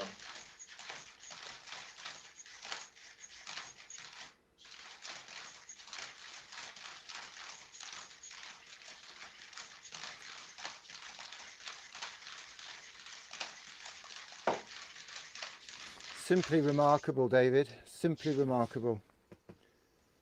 Thank you. So there you go. There's the cube solved. Wow. And just so you know, that says on the smartphone it records the time 21.1 seconds to solve that. 21 seconds to do a 4x4. Because I've got to say, we're very, very grateful for to Rubik's Cube UK, because they've given us 200 Rubik's Cubes, regular ones. And we gave one to every child in year 5 and 6 at Parkins Primary on Friday. Others have been given out in the community. There are a few 2x2s. I wouldn't ask you to do a 2x2, David. That would obviously stretch you much too much. And they also gave us a few 4x4s. So if we can't solve them, we'll get them all couriered to you and you can sort them out for us. Or they can just build their own robot to solve 3x3. What, 4x4? Oh, the 4x4. Well, maybe I'll share some instructions for that one day. You kill me, mate. It's amazing. This is just incredible. Unbelievable. Where were you? Carry on. Right, so the other robot that I've got here on the side, this one, I'm showing off a bit now. This one actually holds a Guinness World Record at the moment for the largest Rubik Cube solved by a robot. So I showed you the 12 by 12 cube just now. This isn't actually solving a cube quite that big, but here's one it solved earlier. This one is 9 pieces along each edge. So it solved this one. It takes it about 35 minutes, so we won't watch the whole thing. And in fact, I prepared this one earlier. It's already in the process of solving the cube that's here. It's the same idea as the 4x4. It uses a smartphone. This one I think is a Samsung Galaxy S3, so it's a reasonably old smartphone now. But you can see, hopefully, there's a picture there on the front of the smartphone of the rotating cube. That's actually the cube scrambled exactly as it is now, because at the beginning it took photographs, so it knows exactly what the cube looks like. It's already actually calculated the entire solution of the cube. You can see it's been running for about 2 minutes already. Overall, it's going to do 710 moves to solve the whole cube. So that's how many moves it takes to solve this particular cube. Let me unpause it and let it go. So it's a little bit noisy, so I won't leave it running. But you can see it has quite a different way of turning the cube than the other robot, or at least it may look to you as though it is, but to me it's like the first one you saw pretty much, but kind of upside down. Yeah, this cage at the top can rotate part of the cube like this, but if you turn the whole mechanism upside down, if you imagine it was upside down, it will be turning the bottom, which is exactly what this robot does for the 4x4 cube. So although it looks very different, in some ways, to me, it's the same. There's only one of these tilt arms, if you like, but the tilt arm there can allow the cube to rotate completely by 90 degrees that way, which is very similar to the tilt arms that were pushing the cube to tilt it on the other robot. So again, it looks very different, but in my view, it's quite a similar kind of approach. it looks like actually, oh no, it was just having a break there. So if I left this going, I'm fairly confident it would solve the whole cube in about another 25 minutes or so. You can see, I think that's right, the orange face, it's almost completed already. But I'll pause that because it's a bit noisy.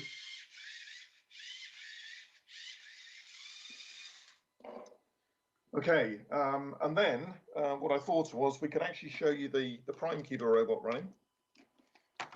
Oops, if I can avoid dropping the cubes. For this, I'm actually going to have to move the camera. Point it down. There, can you see that okay? So I'm going to run the program. Make sure I've got a nicely scrambled Rubik's Cube. Just adjust the turntable to make sure it's straight. Okay. So this is the robot that you can build out of the set that Nick's going to be giving away. I've already described what it's doing. So at the moment it's scanning each of the pieces one by one by moving the color sensor over them. While it's over the top of each one, it gets readings from the color sensor in combination of red, green and blue colors, RGB. The processor is running a program in the hub that's recording those numbers as they're being scanned. And it has to scan all 6 faces. Lots of people have asked whether it's possible to work out just from the first 5 faces what the 6th face would look like. And I can assure you there are some cases where that's not possible. So you have to scan all 6 faces. And now, as you can see, it's already beginning to turn the faces and manipulate the cube. So this robot can usually solve the cube in about 42 to 45 moves, something like that. It's not quite as efficient as some of the other robots I've made, but it's still reasonably fast. Overall, I think it takes about 2.5 minutes to solve the cube. And you can start to see, I think, there are kind of blocks of colour. The sort of yellow and blue corner there was starting to come together.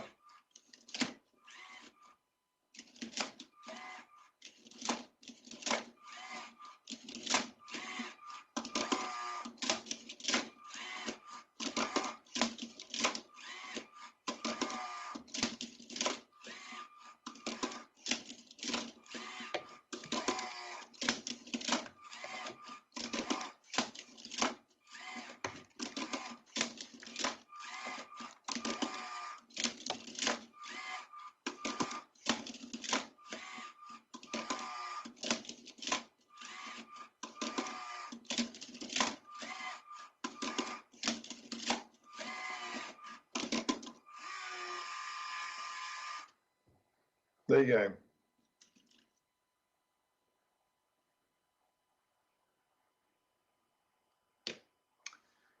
If you'd like me to talk a bit more about the Rubik's Cube itself, Nick, I can do that. Perhaps give people some tips on how they might work out how to solve it themselves. That's fantastic, David. Wow. The Rubik's Cube itself, Nick, I can do that. Perhaps give people some tips on how they might work out how to solve it themselves. That'd be fantastic. Would you mind doing that? So basically, as I say, Rubik's have given us Rubik's Cubes. People have given us 200 Rubik's Cubes for the kids at Parklands. So it really would be fantastic if you could give some tips on what resources are available. I had to just nip away, actually. I mean, I've had a few cups of tea, so I had to nip to the loo. I just wondered, did you explain the kind of the top level algorithm in terms of what the camera's doing? You know, like real sort of that 6 bullet point algorithm version. Did you manage to do that? So no, I haven't. So it was one of the things I was going to talk about now, actually. Yeah, if you do that, that'd be great. We've just had a visitor. We've been invaded by some crazy Yorkshireman. Bryn, are you a Yorkshireman? Bryn? I live here. Yeah, he's not. No, he's a Geordie. We've just invaded by a Geordie who now lives in Yorkshire. We'll have to get him up in a minute. So I'm going to have to sort him out, David. So can I leave you to do another 10 minutes chatting about Rubik's Cubes? Yes. Oh, yes. I can talk for hours about Rubik's Cubes. Well, you talk for hours. So basically, 200 young people across Yorkshire, across the UK are going to get free Rubik's Cubes. Some of these are kids who aren't going to get much else for Christmas. So I'd really love it if you could just give them some insight into how the robot works, how the Rubik's Cube solving strategies work and some useful resources to go to. Would that be all right? Yes, I can do that. Amazing. Thank you very much. I'll leave you to it for 5 minutes. Okay, so here's a Rubik's Cube. And for those of you who aren't familiar with them, I'm going to tell you some things which may be obvious, but maybe not.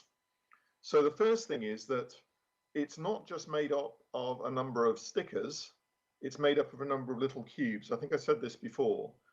And what I'm going to do is I'm going to show you a cube where I've taken off some of the stickers so that it's a bit easier to see.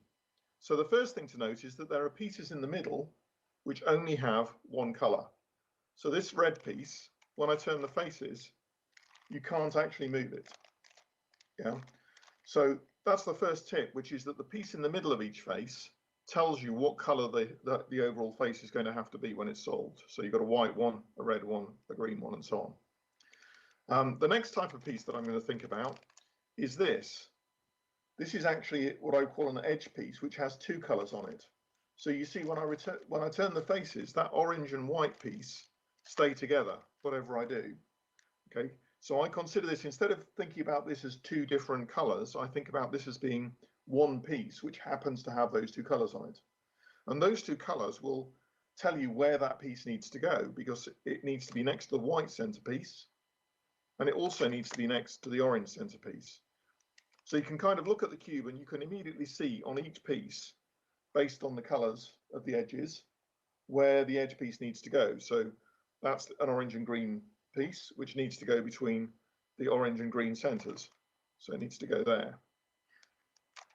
And then the third type of piece, so we have centres and edges. We also have a corner piece. So the corner piece has three colours on it. Okay. The corner piece can only ever be a corner piece. When I move the face, it's always in the corner. So if you're looking for a piece to go in a corner position here, we can tell it needs to be orange and blue and white because it's between those centres. We can find the piece by looking and finding all of those three colours on the appropriate corner piece. So just to recap, there are centre pieces, middle pieces, edges and corners. So that's the first thing, to recognise what it is that you're trying to solve. And then most people, what they'll do is they'll start by solving, they say they solve one face, but actually they don't solve just the colours on one face. What they should solve is that layer of pieces. So as well as the orange, they solve the colours around this top edge. So they've solved the whole piece, all of these four edges and all of these four corners. And I'll just give you an example of when somebody might say they've solved the face because they're all orange. But if you look, that corner piece, that red, green and yellow corner, sorry, orange, green and yellow corner is in the wrong place. It should be in this corner between the yellow and the green centre, not between the yellow and the blue centre. So that's the sort of overall structure.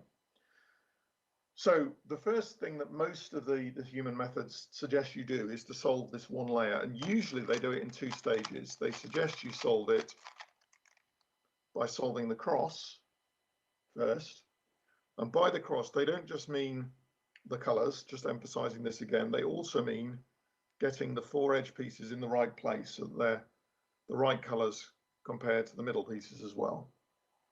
And then the corner pieces come next usually. So this corner piece, orange, green and yellow, obviously needs to go up here. And the way I do this is you kind of put it underneath where it needs to go. And then there's a simple 3-move sequence that can put it in place.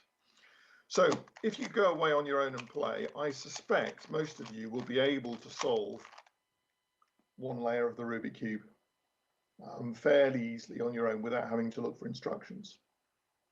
So what I'm going to do now is I'm going to give you a tip, a bit of a technique that I use, which most people aren't aware of. What they do is they typically learn a particular algorithm method that's described on YouTube or from a book or so on. By the way, if you go to the Rubik's website, rubiks.com, they have a set of videos there which can teach you how to do it. But what I'd like some people to do, if they're interested, is see if they can work it out on their own based on what I'm telling you here today, rather than simply going and learning a method. And it would be great if you can provide feedback, perhaps by commenting on one of Nick's videos or something like that, whether you've been able to do that. So the thing I'm going to show you next is this technique, and I call it the forwards-backwards principle. It has a sort of clever name in mathematics, which lots of people will tell you about if you're into speed cubing and solving the cube quickly. It's called a commutator, but I'm going to call it the forwards-backwards principle. And this is how the idea goes. So imagine that you're still trying to solve the first layer, and that two of the corners, and I'm actually going to do that now, just so that we've got an example to work with. Okay, imagine that two of the corners were twisted. Okay, so the thing that I think makes the Rubik's Cube really hard to solve is not just, if you like, how many different positions there are, or even that each move moves lots of pieces. It moves 8 pieces, 4 edge pieces and 4 corners. The problem is, I think that effectively it's 2 puzzles. There are the edge pieces that need solving, and there are the corners that need solving. And if you could find a way of just moving the corner pieces, for example, without moving the edge pieces, then you could solve the edge pieces first and then solve the corner pieces without affecting the edges that you'd already solved, and vice versa.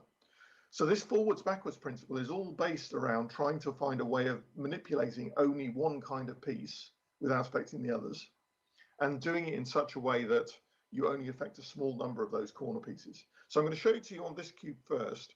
I've removed the sticker so that you can focus on what I'm doing, what I'm seeing.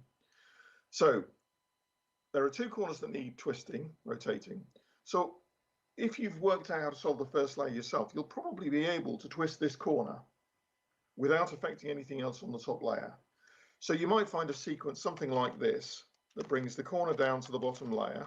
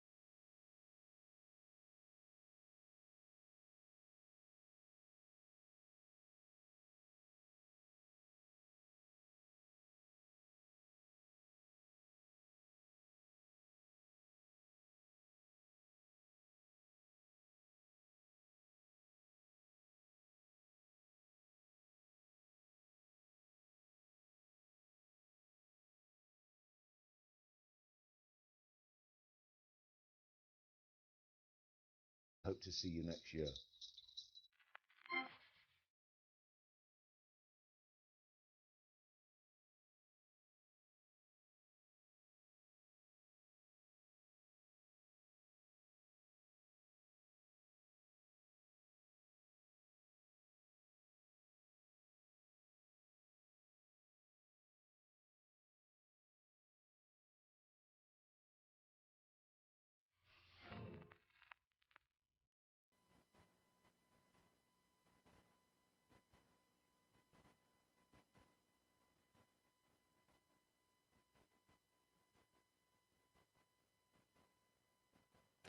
One, two, 1, 2, 1, 2, 1, 2. Wow, just lovely to hear from Grandad Wheels there. He is an utter legend. Any comments in the boxes for Grandad Wheels? Few people watching here. Bit of a shout out from Chris Dyson. Book 2 is simply fantastic. So there you go, that's pretty good. Lovely bit of feedback there from Mr. Dyson at Parklands. And as I say, it's Mr. Dyson who does all the connecting. I first went into work with Mr. Dyson at Parklands Primary School after a connection via an amazing guy called Bryn Llewellyn, who set us up to make that happen. And Bryn is outside, you just saw him, and we're actually going to, I've just got this big long cable, I'm just trying to set it all up. I haven't used this cable yet, it's a really long one, it's quite expensive. And it uses fibre optic technology because it's so long. If you have really long cables, what happens is that the electricity can't go all the way down the cable because it starts getting smaller. It's a bit like you getting squeezed through a hole, you lose energy, don't you? Well, light energy runs out as it goes through a big long cable like this. So what this one does, it converts it, that little plug there, takes the electrical signal, converts it into light, squirts it down a cable not made of wire, but a cable made of glass, and it's see-through, so the light can shine through. It's called fibre optic, and this is really expensive, about £100 these cables, but the good thing is that it can go a lot further, because light, believe it or not, well, light comes from the moon, doesn't it? It comes from the sun, so it's used to going a long way.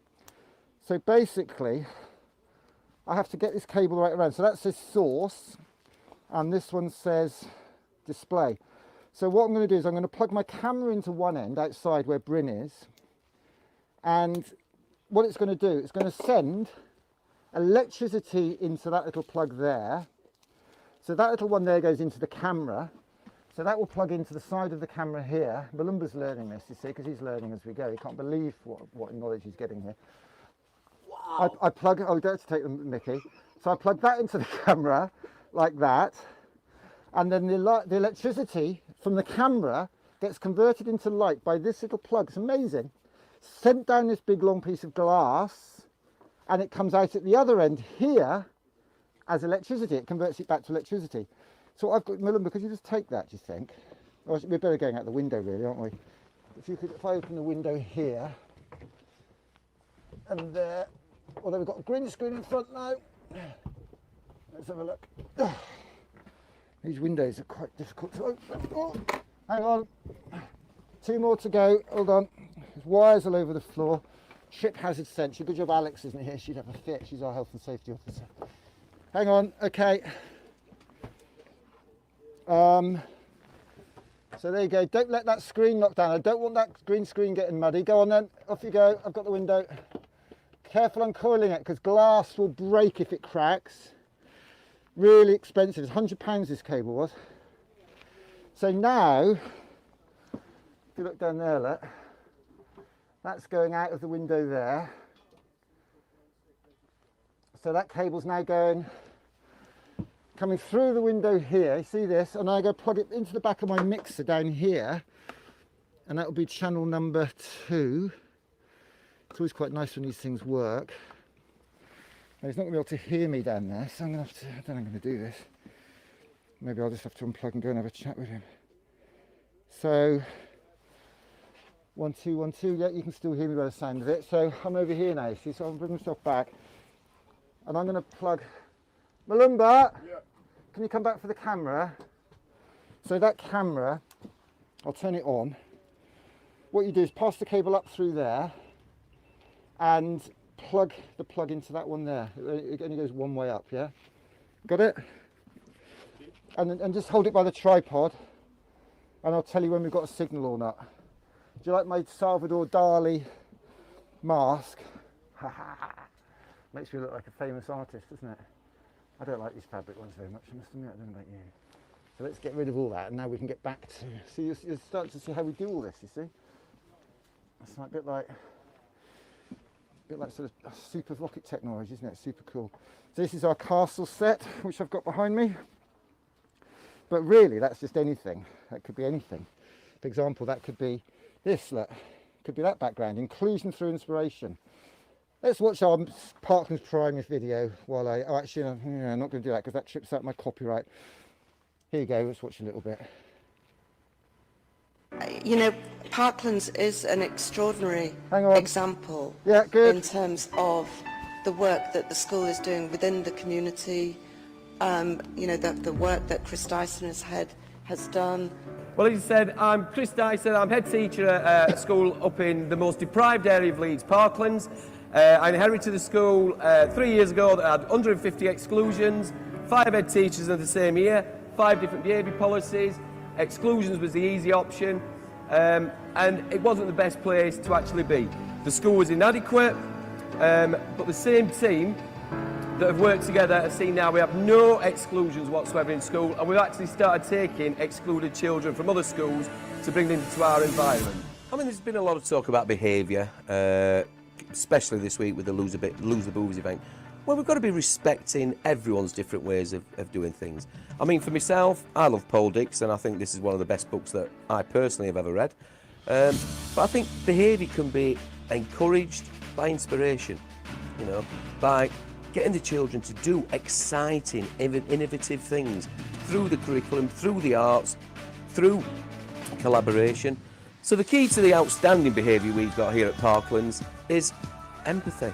It's love, it's giving opportunities, it's believing in the children and giving them those opportunities to excel at things and to take a risk, you know. When the sharpest words wanna cut me down, I'm gonna send the blood, gonna drown. If we're not careful, we get chipped out by the copyright, and we don't like that very much. So let's keep talking and talking over that. And it shows that you believe in the people, you believe in these teachers, you believe in these kids. Absolutely anything is possible.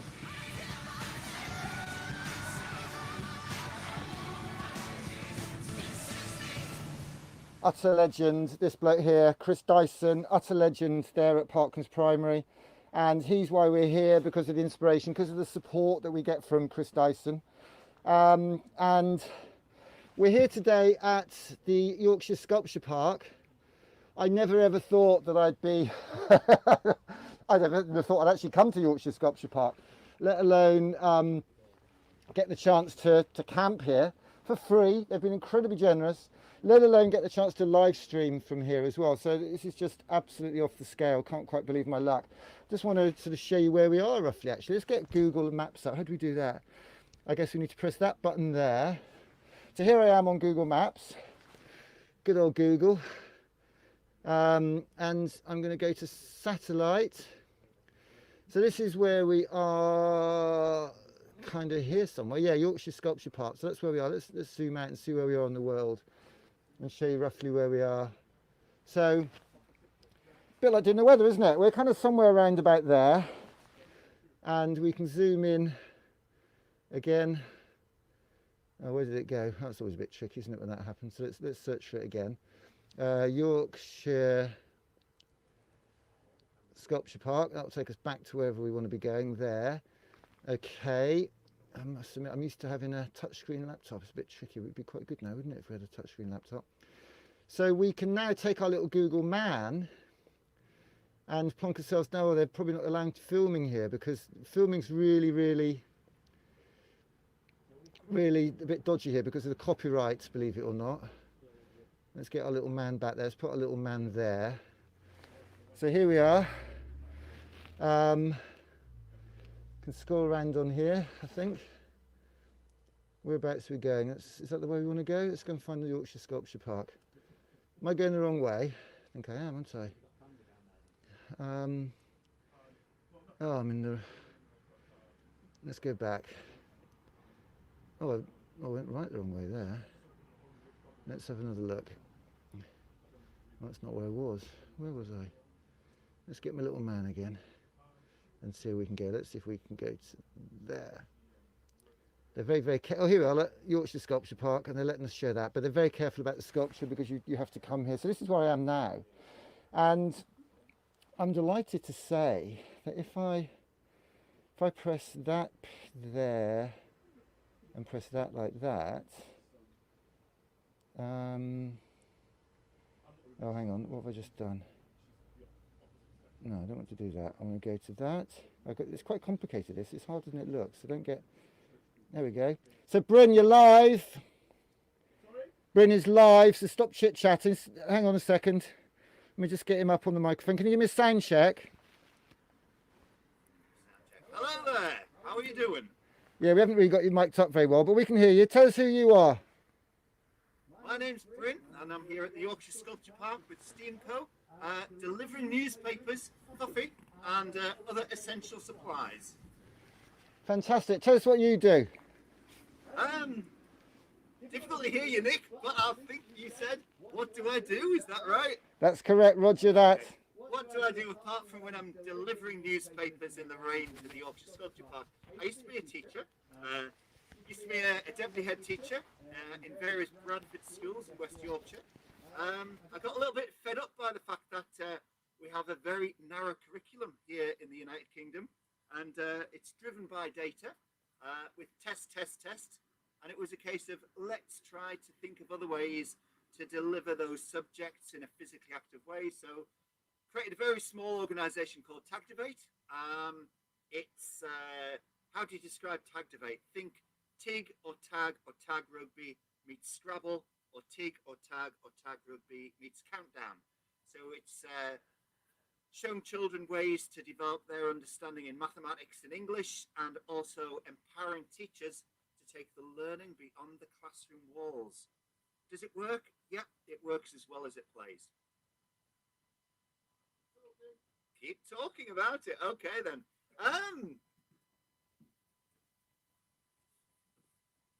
The programme works as well as it plays. The research from Leeds Beckett University, the first round of research showed that it works in terms of... Okay, we've got families on here today. Let's sort of talk about parents. Let's keep it simple. Don't do any academic nonsense. I know you're very clever. Keep it simple. Come on. About parents. Okay then. During lockdown, we had quite a lot of physical activity promoted by Joe Wicks. He's certainly got the nation, or a large percentage of the nation, off their backsides, off their sofas, and being physically active. He was deemed the nation's PE teacher. There was a lot of, I don't know, there was a fair bit of flack for that. In terms of, it wasn't quite PE, it was more like high intensity interval training. But you know what? I think Joe Wicks did a cracking job in terms of getting people off their backsides, getting families off their backsides, and he does actually talk about the link with physical well-being and emotional well-being, as well as nutrition, and the importance of sleep as well. And I think as parents, as carers, as families, during lockdown, that disparity between the people who are physically active and physically inactive, that gulf got wider during the lockdown period. So I would say to you, if you're a parent or a carer in a family, and you get the opportunity to go outside and take your family outside, whether or not it's for a walk or a jog or a run or biking or skateboarding or scootering, go for it. Am I supposed to keep on talking there, Nick?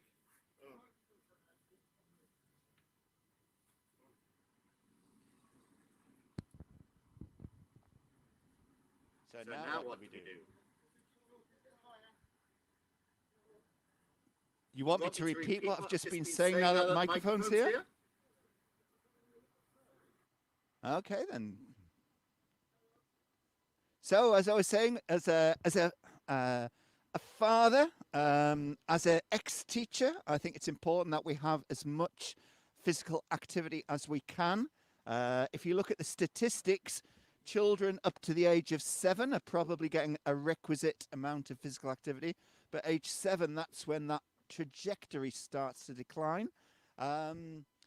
Some school teachers seem to think that physical inactivity starts to decline age 7 because of phonics screening and Key Stage 1 SATs. I would say the danger is at age 7. That's when the addiction to digital devices starts kicking in, and that's when children start sitting down for extended periods of time. And don't get me wrong, technology is wonderful. Technology is wonderful in terms of the creativity and the engagement, but sometimes that addiction does kick in so that we are actually sitting down for far, far too long. How to beat that addiction to digital technology? Well, I would say there are different ways of getting yourselves into better behaviors. Maybe if you are sitting down at your MacBook or your laptop or your digital device, you don't have your glass of water next to you or your cup of coffee next to you. You position it in a different part of the room, so you actually have to physically stand up and move to another part of the room. Something that I do is if the big hand gets onto 12 or 4 or 8, I stand up and do some star jumps just to break up that sitting down time. Other things that I will do, purposefully, I will leave my mobile phone upstairs. So if I need to go and check on it while I'm working downstairs, I have to go up the stairs. So we break up that sitting down time with some physical activity. Lovely, quick little things that we can do to break up the sitting down time. And I'm sure that Nick probably does this as well in his home, with his home family, in terms of breaking up the sitting down time by having regular dance sessions. And behind the camera, we've got Nick going like this, which implies I've got to keep talking. At last, he's come to the fore and he's rescued me. Well, this over is to nice, you, Nick. isn't it? There's no over to me, mate. This is a joint effort. This is. Okay. Let's get that a little bit. I'm a bit taller than you. I hadn't realised. You were a lot taller than me. Let's pull it out a little bit wider. Yeah, you're good. Pass that milk crate and I'll So stand up. we've got the Yorkshire Sculpture Park behind us, Bryn. Okay. It's And in front obviously of us. Very, very pretty. What is this? Have you ever been here before? Are you local or? Yeah, it's 25 minutes bike ride from where I am. It's the most gorgeous place. It's my go-to place when I want to chill, get away from the MacBook, get away from the pressures. You can either walk around here, jog around here, run around here, or bike around here. And every time you come here, you see something different, either from a Right. different angle, a different light, different time of the year. It is a stunning place Feels to like be. you're getting a little bit arty with us there, Bryn. Is this? I thought this is all fancy, sort of high art and all that sort of stuff. Do you feel it's a bit something for everybody? Would you say here or? Oh, without a doubt. I think it opens up, as I say, look at the setting in terms of it's not art in a gallery, it's outside. And what could be better, Nick, in terms of wandering around, regardless of a bit of drizzle, bit of rain, whatever, you see things in a different light. That connection with nature is Yeah, yeah. something very special indeed. I see you've come on your bike here. You bought some papers and some milk and a few odds and ends. It's very kind of you. Yeah, well, Where do you live then? You local, are you? Just down the road in the delights of Craigleston. We are near neighbours of Big Maths. So they're a local organisation. They're great. Okay. Look out for them. Look out for Curtis This is Wilson like there. maths, this is like Maths Central around here, is it? Yeah, and it is also home to various notorious people. The Cribs. I'm not sure if you come across that band from Wakefield. The I Cribs. thought you were talking about some mafia gang. Or No. something. The Cribs are from around these parts. Before that, I think Robert Fripp might have been from this part of the world. That's interesting. You mentioned him because he was at a festival, Witchwood, that we were due to be at, or no, we were at actually. I think he's married to Toya Wilcox, actually. Okay, right, Remember her? okay. From, Yeah. remember Toya Wilcox, I Toya? remember the Yeah, hairstyle. And the biggest legend from around these parts is a bloke called Philip Webb. He's good friends with Nicky Ty, who I think you've met from Parklands Primary School. Oh, okay.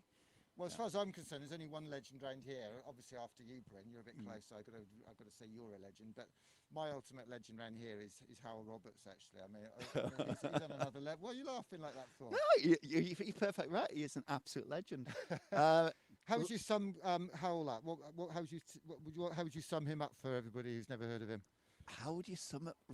Oh my goodness! Don't give me in your CPD language again. We're talking to the parents and all the community today. So Well, he speaks from the heart. He speaks as a parent. He speaks as a teacher. He's there. I mean, like his sense of humour, his storytelling is something that's the else. one, isn't it? Yeah. Little known fact: that Howell and I both were working behind the scenes for the BBC Bite Size during lockdown 1. Oh, wow. So as well. Howell I was know you- I writing know the you- English you content, had a I bit was of a writing the takeover, maths didn't you? content for that, yeah. So yeah, it's interesting. I mean, we say that we're kicking off tomorrow. Tonight we're launching a rocket. We're going to be launching the hashtag 12 Days of Creative Christmas. So the second half of the Aim High 20 Festival tour. A lot of hashtags to remember because I'm making it up as I go along and I forget the old ones.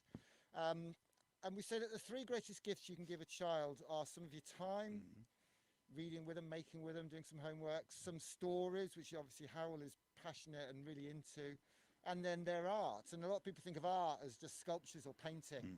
We talk about the art of maths. I mean, little Tyler was on the times table. I mean, talk to us about thinking of maths as art in that it connects. What do you think? Do you think we're stretching the metaphor, or do you think it's relevant? Not at all. I think if you take the mathematics beyond the classroom walls and you make it large and make it practical, make it physical, children see patterns beyond what they would see in the classroom, either looking at a whiteboard or writing things in a maths book. I think by making it large and purposeful and active, that's where the magic happens. I think there's neuroscience involved. We know that. The research shows that. But ultimately, it's about fun. It's about enjoyment. It's about engagement. And as I say, you'll see patterns in nature with numbers. Yeah. It's funny because maths does have a high priority in school. I know a lot of what you're saying was about pushing back against this relentless academic approach for the sake of it. I mean, maths is a core skill. You don't need to know theory analysis and sort of high degree maths sort of stuff I did at university and never used again. But it's interesting because people say, oh, you don't want to do art because you're not going to be an artist. You don't want to do poetry because you're not going to be a poet. You don't need to do painting because you're not going to be a painter. But hang on, they say, yeah, but do your maths. Well, I don't want to be a mathematician. What's the relevance of maths in people's lives and the sort of stuff you do, would you say? I would say in terms of, I'm just thinking about the youngest lad in the family in terms of some of the stuff that he's learning in year 7. You think, well, what is the point of that? But ultimately, it's about engagement of the brain and getting them to think in terms of problem solving and strategies and that creativity with numbers and that playfulness of numbers. But you're right in terms of, you said before about being a rock star. My background is teaching. Okay, so yes, I go in nowadays to work and play with school teachers and children. But before that, it was a case of working with children in terms of maths and English and getting them through those subjects. And that creativity element has been pushed out of schools in many schools. I'm not saying all schools, but in many schools. So when I was a deputy head teacher at a school in Bradford, we had a pot of money through creative partnerships, change schools, and we'd bring artists, dramatists, musicians, filmmakers into schools and working with the children and the families. And it changed the attitudes and it changed the behaviours and the aspirations. And it was a case of, so I don't have to get a job doing this, I could get a job in the creative industries doing that. Yeah. And we had children with sketchbooks documenting their thoughts, their feelings, their worries, their wobbles, their concerns. And to me, art is just like, it's essential. Yeah. But it has been squeezed out of the curriculum in many schools. Well, it's interesting actually because obviously you're very familiar with the work of Sir Ken Robinson, who's a chap from Liverpool who talks about creativity and how important it is, and in fact how creativity is as important as literacy.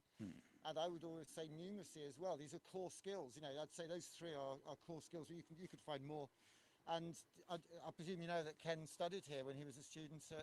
Can you tell us about the legacy of this place from educational background? I'm sure that this place post lockdown 2.0 or whatever is will be open to the public as well as school parties.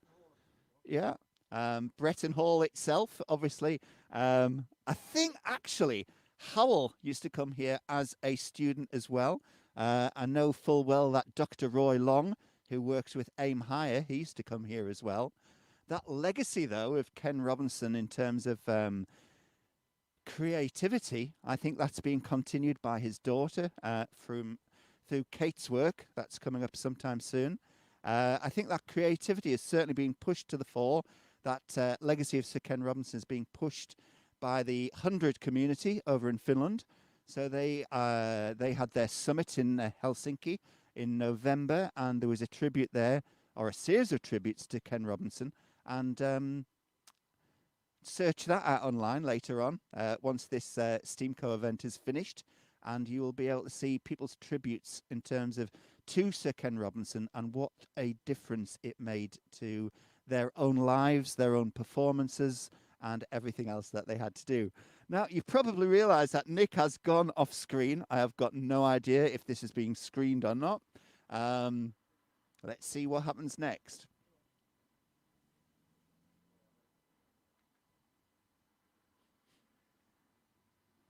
And as he's not reappeared, I suggest that I'll just keep on talking and blabbing on. I was talking before about different musicians, and I said it was Robert Fripp that used to live around these parts. Apologies to Robert Fripp and his wife, our partner. It actually was Bill Nelson, according to Philip Webb. So I had that come through before, that it was not Robert Fripp that comes from these parts, but it was Bill Nelson. Famous from Bebop Deluxe, and their famous hit single was Ships in the Night. Or was it? So behind us, we have got the Yorkshire Sculpture Park. In front of me, I can actually see the Yorkshire Sculpture Park. There's a number of cars driving past into the car park, and not many people coming out. I wonder why. That's probably because they're having such a great time in there.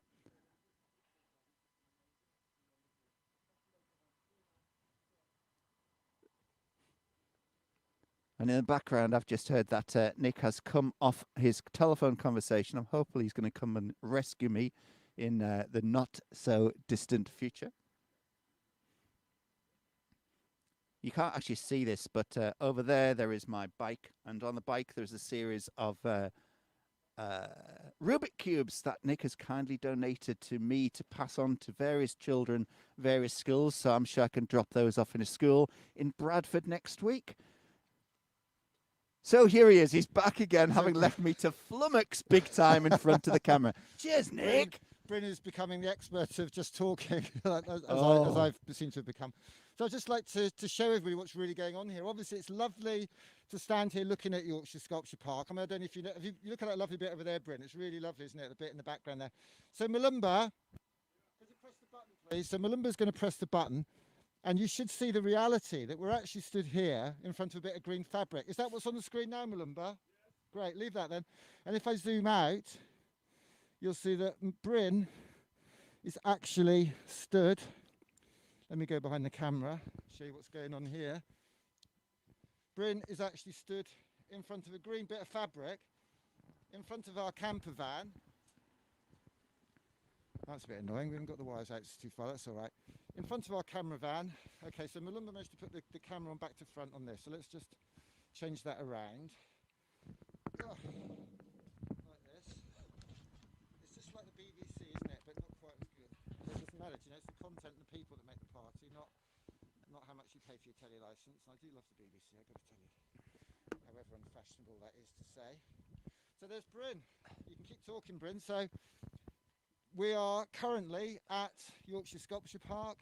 They've given us this lovely slot. We've got our camper van there. We've got our signs. There's Bryn's bike. With the Rubik Cubes, don't forget. With the Rubik's Cubes. He's got 3 Rubik's Cubes because he's working in school still, like a lot of people in lockdown. So Bryn, are you going to stay with us for a little bit? Have a quick cup of tea? Oh, well, seeing I brought the coffee and the bananas, yep, count me in for those ones. Thank you very much. Can I just say thank you very much to Nick for inviting me up here to do my the oldest paper round in history. So thank you very much for that opportunity. What you've done with the past few days in Yorkshire has been stunning. I've been following from afar. Thank you. You are bonkers, but mate. wonderful. So keep up the good work. Well, let's go back to a couple of years ago when I was trying to build this. I had the Rocket Kids thing, and I said there was primary Rockers on the Saturday. I said I'd love to come up and get involved. And I put a shout out to you, and we'd only met 2 or 3 times. And you introduced me to 4 schools. I went into those 4 schools and had a wonderful time. One of those schools was Chris Dyson, and there's no exit from the Chris Dyson thing. You go into Chris Dyson school, and you never come out because it's like a magic. It hooks you in, and you get out what you put in. Chris Dyson is generous, he's supportive, but I would not be here now. I would not be collaborating with Parklands Primary. I would not be collaborating with the Seacroft community if it wasn't for this amazing man here, who was generosity, who's caring, who's sharing. So hashtag sharing is caring. I ask people to retweet stuff. I tag people. They don't have to share it, but you shouldn't be afraid to ask. And it's people like this that when you ask, they say, yeah, let's do it. So let's do some elbow action. Thank you. Legend, utter legend. Bryn Llewellyn. Can I just Tag jump event. in for one moment? Yes, You can. Go for mentioned it. Chris Dyson, but I'd also like to big up another Chris Tolson from Academy St. James in Bradford, who I understand that I also introduced you to on a bit of a mazy run. I've got to big up one of their teachers at the moment. And no, it's not Niall. Okay, it's not Niall O'Brien. It is Miss Rossenberg in year 5 with her Otter class. So every week on a Friday, she takes her children out in wind or rain, or as in this week's case, in the snow as well. She regularly tweets out about what she's doing with her outdoor maths. So I've just got to say thank you very much to Miss Rossenberg and the Otters. I've been sat at the MacBook drinking cups of coffee and watching you guys in the cold and the wet and the rain. It's certainly brought a smile to my face, not because I'm sadistic or anything like that. It's just that you have got a great attitude to learning. And I think that attitude learning comes from the school leadership team. It comes with that wish to make a real difference, not just to those children, but to the families too, and the whole community. So thank you very much for the opportunity to come along today, Nick, who's now gone inside to make me my cup of coffee, or at least I hope he's making my cup of coffee. And he's shouting in my ear to say to keep on talking, which is not the sort of thing that I signed up to do today. So, remember what? Sorry? Oh, he's harking in my ear now about Ironbridge, yeah. A while ago, many whiles ago, Nick organised a Steamco event in the delights of Ironbridge, which I seem to recall is on the border of Wales. So I went down there and took part in a Steamco event, did a little bit of Tactivate stuff, in amongst various puppeteers, musicians, dramatists, and great ed tech sort of like organisations, a lot of robotics going on down there. So that was another connection with Nick.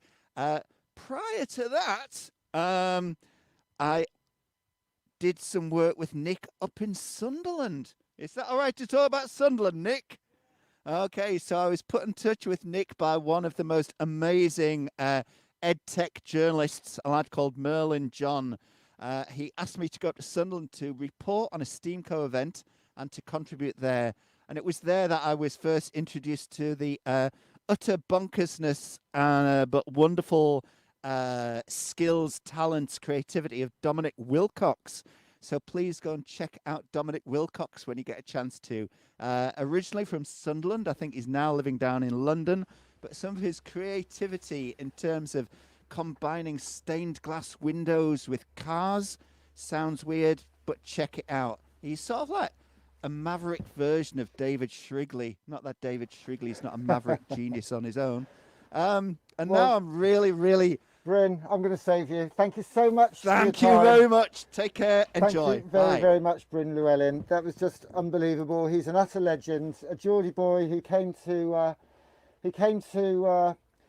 Yorkshire. He now calls Yorkshire home, and here we all are at the Yorkshire Sculpture Park. I'd like to just flash back to that event in Shropshire at Ironbridge, just to sort of finish off. I can't remember if Bryn's in this little clip or not, so I don't think I've got the right one. I'm sure there's some photos of him there. So enjoy this.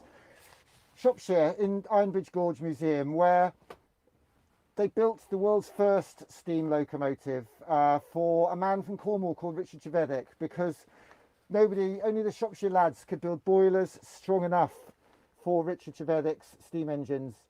I can't remember what this film does or what it is, but let's hope you enjoy it. Thanks for watching, and thanks for joining us this morning. This is going to play us out now, and we'll be back at 2 o'clock, I think. At 2:30. 2:30. Thank you very much for listening. On BBC Radio Shropshire. Have you heard the sound of a rocket being launched in Coalbrookdale yesterday? Don't worry. It was an event aimed at getting 100 young people inspired in science and technology. Ironbridge Gorge Museum Trust has been working with Steamco to put on a day of workshops, talks and creative stuff for children, their parents and teachers.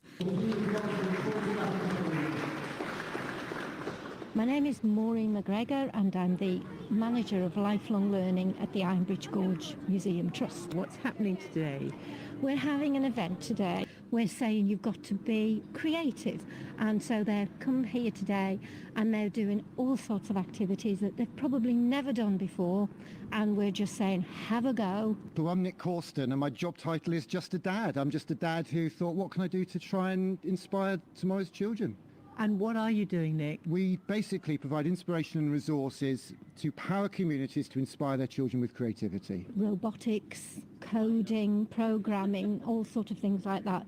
And children need to learn these things now, be comfortable with them, and be able to get into careers that require these things, because if they don't, they're going to be left behind. So yes, we're trying to inspire children, but we're also inspiring the community not to leave people behind.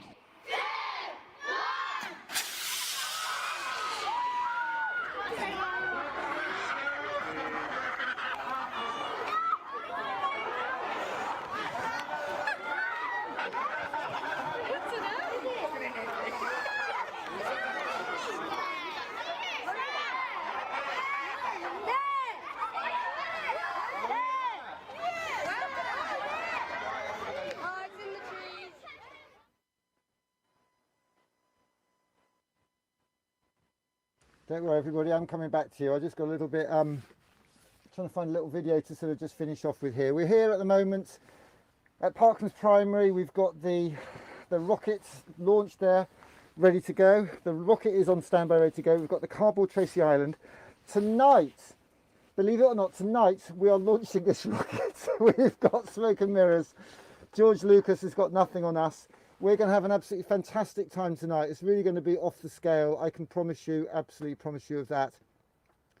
I'd just like to go back to what this is all about. This is all about the young people. It's all about helping our young people aim high in life.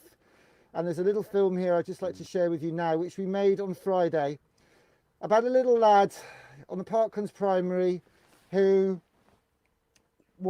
is just such an inspiration to us all. He really, really is.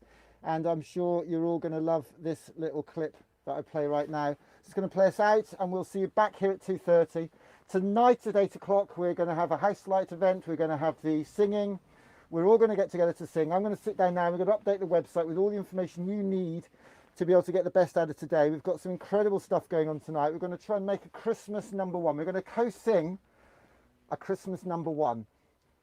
Coming from the Cold, a song written and sung by the Commoners Choir with Boff Wally. We're going to sing that song together in Zoom, and we're going to put it together and see if we can't create a Christmas number one, and see if we can't get some famous people to join in as well and bash that together. Because there's one school in this country, there are many that work as hard and work very, very hard for their community, their children. They're all on their knees at the moment. But one man is leading the way. Chris Dyson is leading the way, not just for his school, not just for his community, not just for his city or country. He's leading the way for the UK to come together for all our young people, as you can see in this film.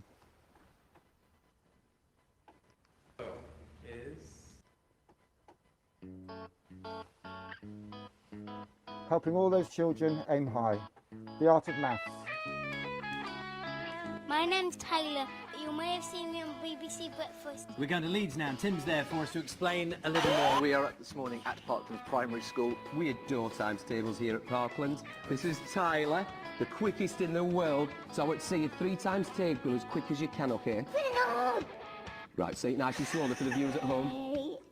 We're so proud that we've teamed up with Steamco to produce the Aim High 20 Festival to celebrate a weekend of creativity, of arts and music and rockets. It's not on a live stream, it's on a love stream. My art is cooking. My art is drawing. My art is math. My art is writing. What's yours? My art is math. I flipping love it. See you at the Aim High 20 Festival. See you here at the 2020 Up Conference. Right here at Parklands. Hashtag Aim High 20. See you guys there. They used to insult me, now they can't fault me. Makes you so salty to see me flying high. What they knew about me, should've never doubted me. Should've known it was only just a matter of time. Me and the gang, we have plans in the the pipeline. We was gonna bust, was just waiting for the right time. Gonna be a millionaire without using a lifeline.